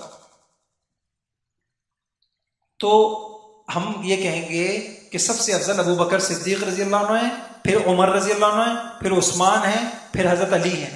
اس کے بعد کون ہے؟ عشرہ مبشرہ. کون ہے؟ وہ 10 صحابہ جن کو ایک ہی نشست میں حضور نے جنت کی فضیلت ان کو سنائی تھی. تو ان میں 4 تو یہ خلفائی ہو گئے، باقی 6 کے نام حضرت طلحہ، زبیر، عبد الرحمن ابن عوف، سعد ابن وقاص، سعید ابن زید، ابو عبیدہ ابن الجراح، یہ ہو گئے. اس کے بعد کون نے؟ پھر اصحاب بدر. خود سمجھیں کہ دین میں ہمارے یہاں مقام کن کو ہوتا ہے؟ جن کی قربانیاں زیادہ ہوں. پھر کون ہے؟ بیعت رضوان، جنہوں نے درخت کے نیچے حضور سے بیعت کی تھی. پھر کون ہے؟ پھر فتح مکہ کے بعد اسلام لانے والے اور غزوات میں شریک ہونے والے. تو صحابہ کی یہ ترتیب بھی ذہن میں رکھ لیجئے، ابو بکر، عمر، عثمان و علی، اور پھر طلحہ اور زبیر، عبد الرحمن ابن عوف، سعد ابن وقاص، سعید ابن زید، ابو عبیدہ ابن جراح، پھر اصحاب بدر، پھر بیعت رضوان، اور اس کے بعد پھر فتح مکہ وغیرہ کے بعد والے. اہل بیت کن کو کہتے ہیں؟ اہل بیت گھر والوں کو کہتے ہیں، اور اس سے مراد نبی کریم صلی اللہ علیہ وسلم کی آل اولاد، داماد، ازواج ہیں، اور ان کا بھی حق ہے. جو صحابہ کے جو حقوق ہیں وہ ان کے بھی ہیں، اور مزید کچھ اور بھی ہیں. صحابہ اکرام میں اگر آپس میں کچھ اختلافات ہوئے ہیں، ہم ابھی نہیں یہاں بتاتے، وہاں تفصیل سے بتاتے ہیں، تو اس میں کیا عقیدہ ہونا چاہیے. اول تو 3 باتیں ذہن میں رکھیں. ایک بات تو یہ ہونی چاہیے کہ صحابہ اکرام کی ان باتوں کا تذکرہ نہ کریں، یہ بہت خطرناک بات ہے. دوسری، اب اس کی کیا وجہ ہے میں یہ ساری تفصیل یہاں نہیں بتا. دوسری بات یہ ہے کہ سارے صحابہ کو نیک نیت سمجھیں. سارے صحابہ کو کیا سمجھے؟ نیتیں ان کی کرسی والی نہیں تھی، وہ تو اللہ کی جان دینے والی. وہ فرق تھا. فرق یہ تھا کہ وہ اصل میں یہ تھا، حضرت علی رضی اللہ تعالیٰ عنہ یہ چاہتے تھے کہ پہلے خلافت مستحکم ہو جائے، اس کے بعد میں حضرت عثمان کے قاتلین سے قصاص لوں گا. حضرت معاویہ رضی اللہ عنہ دوسرے حضرات یہ چاہتے تھے نہیں، آپ پہلے ان سے قصاص لیں، پہلے ان کو قتل کریں جنہوں نے حضرت عثمان کو وہ کیا ہے. بیعت کا جھگڑا نہیں تھا. حضرت معاویہ بھی یہ کہتے تھے کہ خلافت کے مستحق حضرت علی ہیں. جھگڑا کرسی کا نہیں تھا، جھگڑا یہ تھا وہ کہتے تھے کہ پہلے خلافت تو مستحکم ہونے دو، اور وہ یہ کہتے تھے کہ نہیں، پہلے آپ قصاص لیں، پھر ہم سب آپ سے بیعت ہو جائیں گے. بس اس میں غلط فہمیاں کچھ ہو گئی، اور جو ہے امت کا مسلک یہ ہے کہ حضرت علی رضی اللہ عنہ حق پر تھے، حضرت معاویہ رضی اللہ عنہ نے نیک نیت تھے، کوئی غلط نیت نہیں تھی. بس یہ ہے کہ غلط فہمی ہو گئی تھی، اور جو ہے مجتہد تھے، بخاری کی روایت ہے، لہذا اجر ان کو بھی ملے گا. صحابہ کے حقوق کیا ہیں؟ ان کی اطاعت کرنا، ان سے محبت کرنا، ان کے نیک اور عادل ہونے کا عقیدہ رکھنا، اور جو ان سے محبت کرے ان سے محبت کرنا، جو ان سے بغض رکھے ان سے بغض رکھنا، اور ان کے جو رتبے ہیں، جس صحابی کا جو رتبہ ہے ان کو اسی طریقے سے تسلیم کرنا، اور ان کا جب تذکرہ کرنا تو اچھائی کے ساتھ تذکرہ کرنا، برائی کے ساتھ ان کا تذکرہ نہ کرنا. اور صحابہ کے آپس کے جو اختلافات ہیں اس کو بدنیتی پہ محمول نہ کرنا. ہاں، 3 باتیں میری یاد رکھیں، یہ بہت ساری کتابوں کا خلاصہ. ایک تو یہ کہ تذکرہ نہ کریں جھگڑوں کا. نمبر 2، ان کی جھگڑوں کا وہ بدنیتی پہ محمول نہ کریں. نمبر 3، قرآن حدیث نے ان کے متعلق جو پکی باتیں بتائی ہیں اس کے مقابلے میں تاریخی روایات کے اوپر اعتماد نہ کریں. بس ختم بات، آپ کا عقیدہ محفوظ ہو گیا. تذکرہ نہ کریں، بدنیتی پہ محمول نہ کریں، اور قرآن حدیث کے مقابلے میں تاریخی روایت کے اوپر اعتماد نہ کریں. اچھا، اس کو آپ خود ہی دوہرا لیجئے گا. عبادات، یہ جو میں آپ کو بتا رہا ہوں انشاءاللہ، میں نے آپ کو کہا نا کہ ایک بڑی افسوس یہ ہوتا ہے مسلمان کو ساری زندگی یہی نہیں پتہ چل پاتا کس غلطی پہ مجھے نماز لوٹانی ہے، کس غلطی پہ مجھے سجدہ سہو کرنا ہے، کس غلطی پر کچھ بھی نہیں کرنا ہے. اب جو نماز کے مسائل آپ نے ماشاءاللہ طہارت کے مسائل پڑھے، اور آپ نے وضو کے پڑھے، غسل کے پڑھے، مسح کے پڑھے، تیمم کے پڑھے. اب نماز کے مسائل شروع ہو رہے ہیں. آج صرف یہ میں آپ کو بتاؤں گا کہ نماز میں کون سی غلطیاں ہیں جن سے نماز فاسد ہو جاتی ہے اور نماز لوٹانا پڑتی. سمجھ رہے آپ؟ تو دیکھیے، 4 صورتوں میں نماز فاسد ہو جاتی. اس کی وضاحت اگلے سبق میں. نمبر 1، کوئی فرض چھوٹ جائے آپ سے. کیا چھوٹ جائے؟ اب وہ آپ پڑھیں گے کہ نماز میں، اس سے پتہ چلا آپ کو پتہ ہونا چاہیے کہ نماز کے فرائض کیا ہیں. اگر کوئی فرض آپ سے نماز کا چھوٹ گیا تو اب کسی طریقے سے بھی آپ کی نماز صحیح نہیں ہو سکتی. اب آپ کو کیا کرنا ہے؟ دوبارہ سے نماز پڑھنا ہے. یا پھر کچھ چیزیں ہیں جن سے نماز میں بچنا ضروری ہے، کچھ چیزیں ہیں جن کا نماز میں کرنا ضروری ہے، کچھ چیزوں سے بچنا ضروری ہے. جن سے بچنا فرض تھا آپ ان سے نہیں بچے. مثلا نماز میں باتیں کرنا، اس سے بچنا چاہیے نا. اب کوئی آدمی باتیں کر لے تو اس نے کیا چھوڑ دی؟ جن سے بچنا فرض تھا اس نے اس سے نہیں بچا تو بھی نماز گئی. یا جن کا کرنا فرض تھا اس نے وہ نہیں کیا تو بھی نماز گئی. نمبر 2، جان بوجھ کر کسی واجب کو ترک کر دینا. جو چیزیں نماز میں واجب ہیں اگر آپ نے جان بوجھ کے ان کو چھوڑ دیا، اب آپ کو ایک ہی کام کرنا ہوگا، سجدہ سہو سے آپ کی نماز صحیح نہیں ہوگی، اب آپ دوبارہ نماز پڑھیں. نمبر 3، آپ نے نماز میں کوئی غلطی کی جس کی وجہ سے سجدہ سہو آپ کو کرنا تھا اور آپ نے سجدہ سہو نہیں کیا تو بھی آپ کو نماز لوٹانا پڑے گی. بعض کہتے ہیں وقت کے اندر لوٹائیں. نمبر 4، بس چلیں 3 باتیں ذہن میں رکھیں، بس آسان رہے گا. 3 غلطیاں، اس کی وضاحت آپ اگلے سے، جن کی وجہ سے نماز کیا ہو جاتی ہے. پہلی غلطی بتائیے، جن کا کرنا فرض ہے وہ نہ کریں، اور جن سے بچنا فرض ہے ان سے نہ بچیں، تو پھر کیا ہو جائے گا. نمبر 2، کسی واجب کو جان بوجھ کر کیا کر دیں؟ چھوڑ دیں۔ نمبر 3، اچھا طلب اس کے جو ہم نے سوال بنائے تھے موجود ہیں؟ ہوں گے نا، اس میں تو محفوظ ہوتے ہیں نا گوگل پہ۔ یہ کئی مہینوں کی محنت سے ہم نے 20 کتابیں دیکھ کر بہت آسان حل نکالا ہے، اور اس کا ہم نے گوگل پر نا ایک سوال بنایا ہے، آپ حضرات کو نا وہ دے دیں گے یہ تفصیلی مسائل، آپ گوگل ہی کے اوپر اس کو حل کرتے چلے جائیں، آپ کو انشاءاللہ یہ سارا مسائل آپ کو اچھی طریقے سے، اگر آپ غلطی کریں گے تو وہ آپ کے نمبر بھی کاٹے گا اور آپ کی صحیح بھی جواب آپ کو بتا دے گا کہ آپ نے یہ غلط کیا ہے۔ تو آپ جب یہ سبق ہو جائے نا، آپ ہم سے یہ لے لیے گا، آپ سمجھ لیں آپ اس کو بہت اچھی طریقے سے۔ تو تیسری غلطی کیا ہے کہ آپ کی نماز میں آپ نے کوئی ایسی غلطی کی جس کی وجہ سے سجدہ سہو لازم تھا اور آپ نے سجدہ سہو نہیں کیا، تو کیا ہو جائے گا؟ جلدی سے یہ دہرا لیں کن صورتوں میں نماز فاسد ہو جاتی ہے۔ ایسی ہیں 5 غلطیاں ایسی ہیں، اگر آپ نے وہ غلطیاں کی تو آپ کی نماز تو نہیں ٹوٹے گی، لیکن اگر آپ نے نماز میں سجدہ سہو کر لیا تو بس آپ کی نماز صحیح ہو جائے گی۔ بولیے 5 غلطیاں ہیں، ان سے نماز ٹوٹتی تو نہیں ہے لیکن کیا لازم ہو جاتا ہے؟ نمبر 1، کسی فرض کو یا واجب کو آگے پیچھے کر دینا۔ میری بات سمجھ گئے؟ فرض کو یا واجب کو کیا کرنا؟ اچھا فرض کو مثلا فرض کو مقدم کرنا، مثال کے طور پہ رکوع فرض ہے نا، اب آپ نے سورہ فاتحہ پڑھی، سورہ فاتحہ کے بعد آپ سورت ملانا بھول گئے، آپ نے رکوع کر لیا، تو رکوع کا مقام کہاں تھا؟ قرأت کے بعد، اور آپ نے کیا کر لیا؟ قرأت سے پہلے کر دیا اس کو۔ اچھا کسی فرض کو مؤخر کرنا، مثلا کسی رکعت میں آپ 2 سجدوں میں سے ایک سجدہ بھول گئے،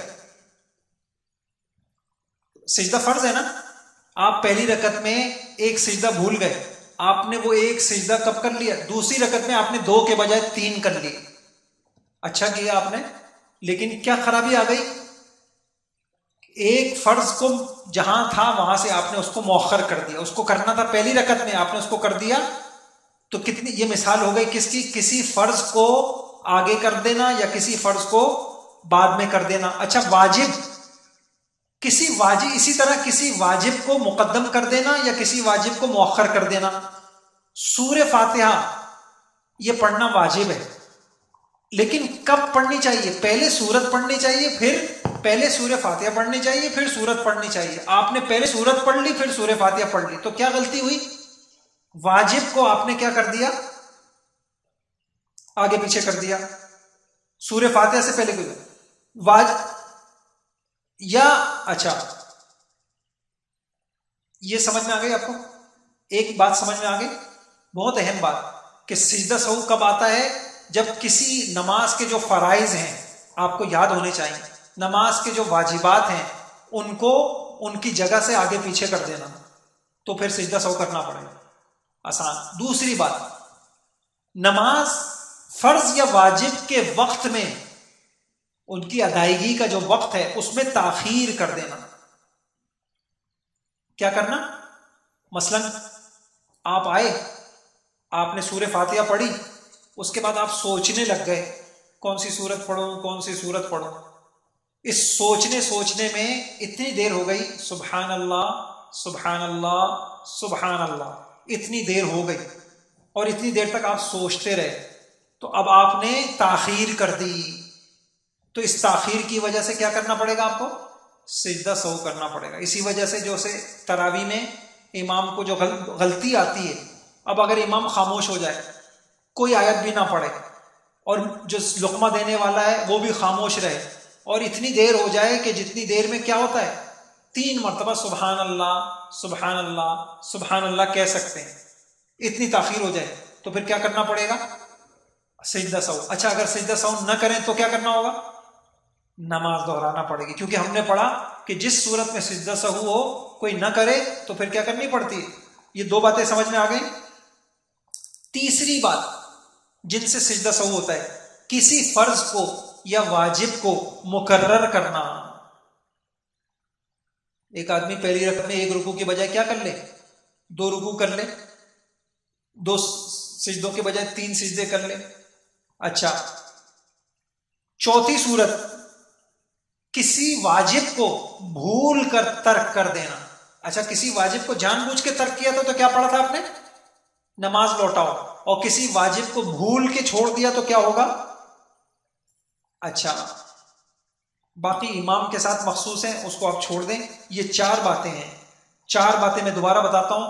فرض یا واجب کو آگے پیچھے کر دینا، فرض یا واجب کی ادائیگی کے وقت میں تاخیر کر دینا، فرض یا واجب کو مکرر کر دینا، اور کسی واجب کو بھول کر چھوڑ دینا. یہ دوہرا دینا. اچھا، آپ نے 2 طرح کی غلطی، بہت اہم ہے، اللہ کے واسطے یہ والا علم آپ ضرور سیکھیں. دن میں کتنی مرتبہ ہم نماز پڑھتے ہیں، تو کن غلطیوں کی وجہ سے نماز ٹوٹ جاتی ہے، دوبارہ پڑھنی ہوتی ہے؟ یاد ہو گئی؟ کن غلطیوں کی وجہ سے ٹوٹ تو نہیں جاتی لیکن سجدہ سہو کرنا ضروری ہوتا ہے. نمبر 3، کچھ غلطیاں ہیں جن کی وجہ سے نہ نماز ٹوٹتی ہے نہ سجدہ سہو کرنا پڑتا ہے. وہ کون سی غلطیاں ہیں؟ وہ غلطیاں، مثلا آپ نے کوئی سنت چھوڑ دی، نماز کا کوئی مستحب چھوڑ دیا، سمجھ گئے؟ تو آپ کی نماز کا اجر تو کم ہوگا لیکن نہ سجدہ سہو لازم ہوگا اور نہ کیا کرنا پڑے گا، نہ دہرانی پڑے گا. یہ سمجھ گئے؟ اب پوری طریقے سے بھی آپ کو یہ مسائل نہیں آئے ہوں گے، یہ آپ کو موٹے موٹے اصول آ گئے. اب جب اس کے ساتھ آپ کو فرائض اور واجبات اور سنتوں کا الگ الگ پتہ چل جائے گا تو انشاءاللہ آپ ماہر ہو جائیں گے. اور پھر تیسرے نمبر پر ایک کام کیجیے گا، ہم سے وہ گوگل کے سوالات لے لیے گا. وہ سوالات آپ کے پاس ہوں گے انشاءاللہ، تو کبھی آپ بھول بھی جائیں گے نا، آپ کو انشاءاللہ وہ سمجھ میں آ جائیں گے. اور کچھ بھی نہیں ہے، آپ صرف اس کو ٹک مارک کرتے رہیں، آپ کے یہ مسائل، بہت سارے مسائل آپ کے پکے ہو جائیں گے. آپ نکال لیے گا تلاش ہے اس کو. معاملات، پڑوسیوں کے حقوق میں صرف مختصر تو دہرا دیتا ہوں، آج آپ کو دہرا لیے گا. پڑوسیوں کے ساتھ احسان اور اخلاق سے پیش آنا، ان کے اہل و عیال عزت آبرو کا خیال رکھنا، کبھی کبھار ان کے گھر ہدیہ بھیجنا، خاص طور سے جب وہ حاجت مند ہوں تو ان کی ضرورت کا خیال رکھنا، چھوٹی چھوٹی باتوں پہ ان سے نہیں الجھنا، ان کو تکلیف نہ دینا. اسی طرح پڑوسی صرف اس کو نہیں کہتے جس کا گھر آپ کے برابر میں ہو، سفر میں جو آپ کا ساتھ ہو یا اتفاقی طور پہ راستے میں اعتکاف میں جو آپ کے ساتھ ہیں، یہ بھی آپ کے پڑوسی ہیں. ان کے بھی حقوق وہی ہیں جو پڑوسیوں والے ہیں. ان کی افطاری میں ہاتھ نہیں مارنا. اچھا، ان کی راحت کو اپنی راحت پر مقدم کرنا. یتیموں اور ضعیفوں کے حقوق، یتیموں کے اور ضعیفوں کے حقوق. دیکھیں، جب حق کی بات آتی ہے نا تو حق تو ادا کرنا ضروری ہوتا ہے. یہ کوئی ایسی بات نہیں کر دیا تو ثواب نہیں کیا تو. ان کی مالی خدمت کرنا، ان کے کام خود کر دینا، ان کی دلجوئی کرنا، ان کے سوال کو رد نہ کرنا، حتی المقدور ان کی حاجت کو پورا کرنا. مہمانوں کے حقوق، ان کے آنے پہ خوشی کا اظہار کرنا، جاتے وقت کم از کم دروازے تک ان کے ساتھ جانا، ان کی ضروریات کا اہتمام کرنا جس سے ان کو خوشی ہو، ان سے تواضع کے ساتھ پیش آنا، اپنی وسعت کے مطابق کھانے میں متوسط درجے کا اہتمام کرنا، کم از کم 3 دن تک مہمانداری کرنا. اس کے بعد اگر ٹھہرے تو میزبان کی طرف سے احسان ہے. البتہ مہمان کے لیے مناسب ہے کہ میزبان کو تنگ نہ کرے، زیادہ نہ ٹھہرے، البتہ خود مہمان کو چاہیے کہ بیجا نہ ٹھہرے، بیجا فرمائشیں نہ کرے، نہ اس کے کھانے پینے رہائش کے انتظام میں دخل دے. دوستوں کے حقوق، جس سے دوستی کرنی ہو سب سے پہلے تو اس کے عقائد اور اخلاق کو دیکھ لیں تاکہ بری صحبت سے بچیں. نمبر 2، اپنی جان اور مال کے ساتھ دوست کا تعاون کرنا. نمبر 3، کوئی بات اگر آپ کے مزاج کے خلاف پیش آ جائے تو چشم پوشی کرنا. اگر اتفاقاً جھگڑا ہو جائے تو جلد صلح صفائی کی کوشش کرنا، جھگڑے کو لمبا نہ کرنا. نمبر 5، دوست کی خیرخواہی میں کوتاہی نہ کرنا، اس کو اچھے مشورے دینا اور اس کے مشورے کو نیک نیتی سے سننا، قابل عمل ہو تو اس پہ عمل کرنا. یہ حقوق ہو گئے. اخلاقیات میں آپ نے اخلاق کی اہمیت فضیلت پڑھی، آپ نے اخلاق کہتے کس کو ہیں ان کی حقیقت پڑھی، آپ نے اخلاق کے رہنما اصول پڑھے، آپ نے اخلاق کے درجات پڑھے، پھر کچھ موٹے موٹے اخلاق آپ نے پڑھے. آج بد اخلاقی پڑھ لیجئے. برے اخلاق کیا ہیں؟ گالم گلوچ، لان تان، مذاق، استہزاء، چغل خوری، جھوٹ، غیبت، بخل، کینہ، بغض، تکبر، مال کی محبت، عہدے کی محبت، ہرس، حسد، اور نام نمود ریا، اور خود پسندی اور غصہ. یہ تقریباً 16 بڑی بد اخلاقیاں ہیں. اللہ پاک ہم سب کو ان سے پاک کر دے. اور آخری حصہ دعاؤں کا ہے. آپ نے پڑھا دعا کیسے مانگنی چاہیے، آج یہ بھی سمجھ لیجئے کیسے نہیں مانگنی چاہیے. غافل دل سے دعا نہیں مانگنی چاہیے. اس سے اچھا یہ اگر دل غافل ہے، دل متوجہ ہی نہیں ہے، آپ پھر کوئی اور عبادت کر لیں، آپ دعا نہ مانگیں. غافل دل سے دعا نہیں مانگنی چاہیے، پورا متوجہ ہونا چاہیے. آپ کو پتا ہونا چاہیے میں اللہ سے کیا مانگ رہا ہوں، دل دماغ ہر چیز متوجہ ہو. نمبر 2، دعا میں تردد اور شک نہیں ہونا چاہیے، پتہ نہیں قبول ہوگی نہیں ہوگی. قبولیت میں جلدی نہیں کرنا چاہیے، بس مانگتے رہیں. بوقت دعا آسمان کی طرف یوں ہاتھ نہیں اٹھانا، آنکھیں نہیں اٹھانا چاہیے. اور دعاؤں میں تکلف سے قافیہ نہیں ملانے چاہیے، قافیہ. اور رحمت خداوندی میں تنگی نہیں کرنا چاہیے. جیسے ایک دیہاتی نے کہا، وہ آیا دعا کی، اللہ تو میری مغفرت کر دے اور محمد الرسول اللہ کی مغفرت کر دے اور کسی کی مت کری. تو دعا کے اندر ایسی تنگی نہیں کرنا چاہیے. دعا میں کوئی غیر ضروری قید نہیں لگانے چاہیے. دعا میں اے اللہ وہ جنت میں دائیں طرف وہ بایاں پلاٹ جو ہے وہ فلاں اس طریقے کا ایسے والا میں پلاٹ مجھے دے دے. ایک شخص ایسے دعا مانگ رہا تھا تو ایک صحابی نے کہا کہ اللہ کے بندے اللہ سے ایسے نہیں مانگتے. غیر ضروری قیدیں دعا میں نہیں لگانی چاہیے. آپ نے ماشاءاللہ بہت ساری دعائیں یاد کی.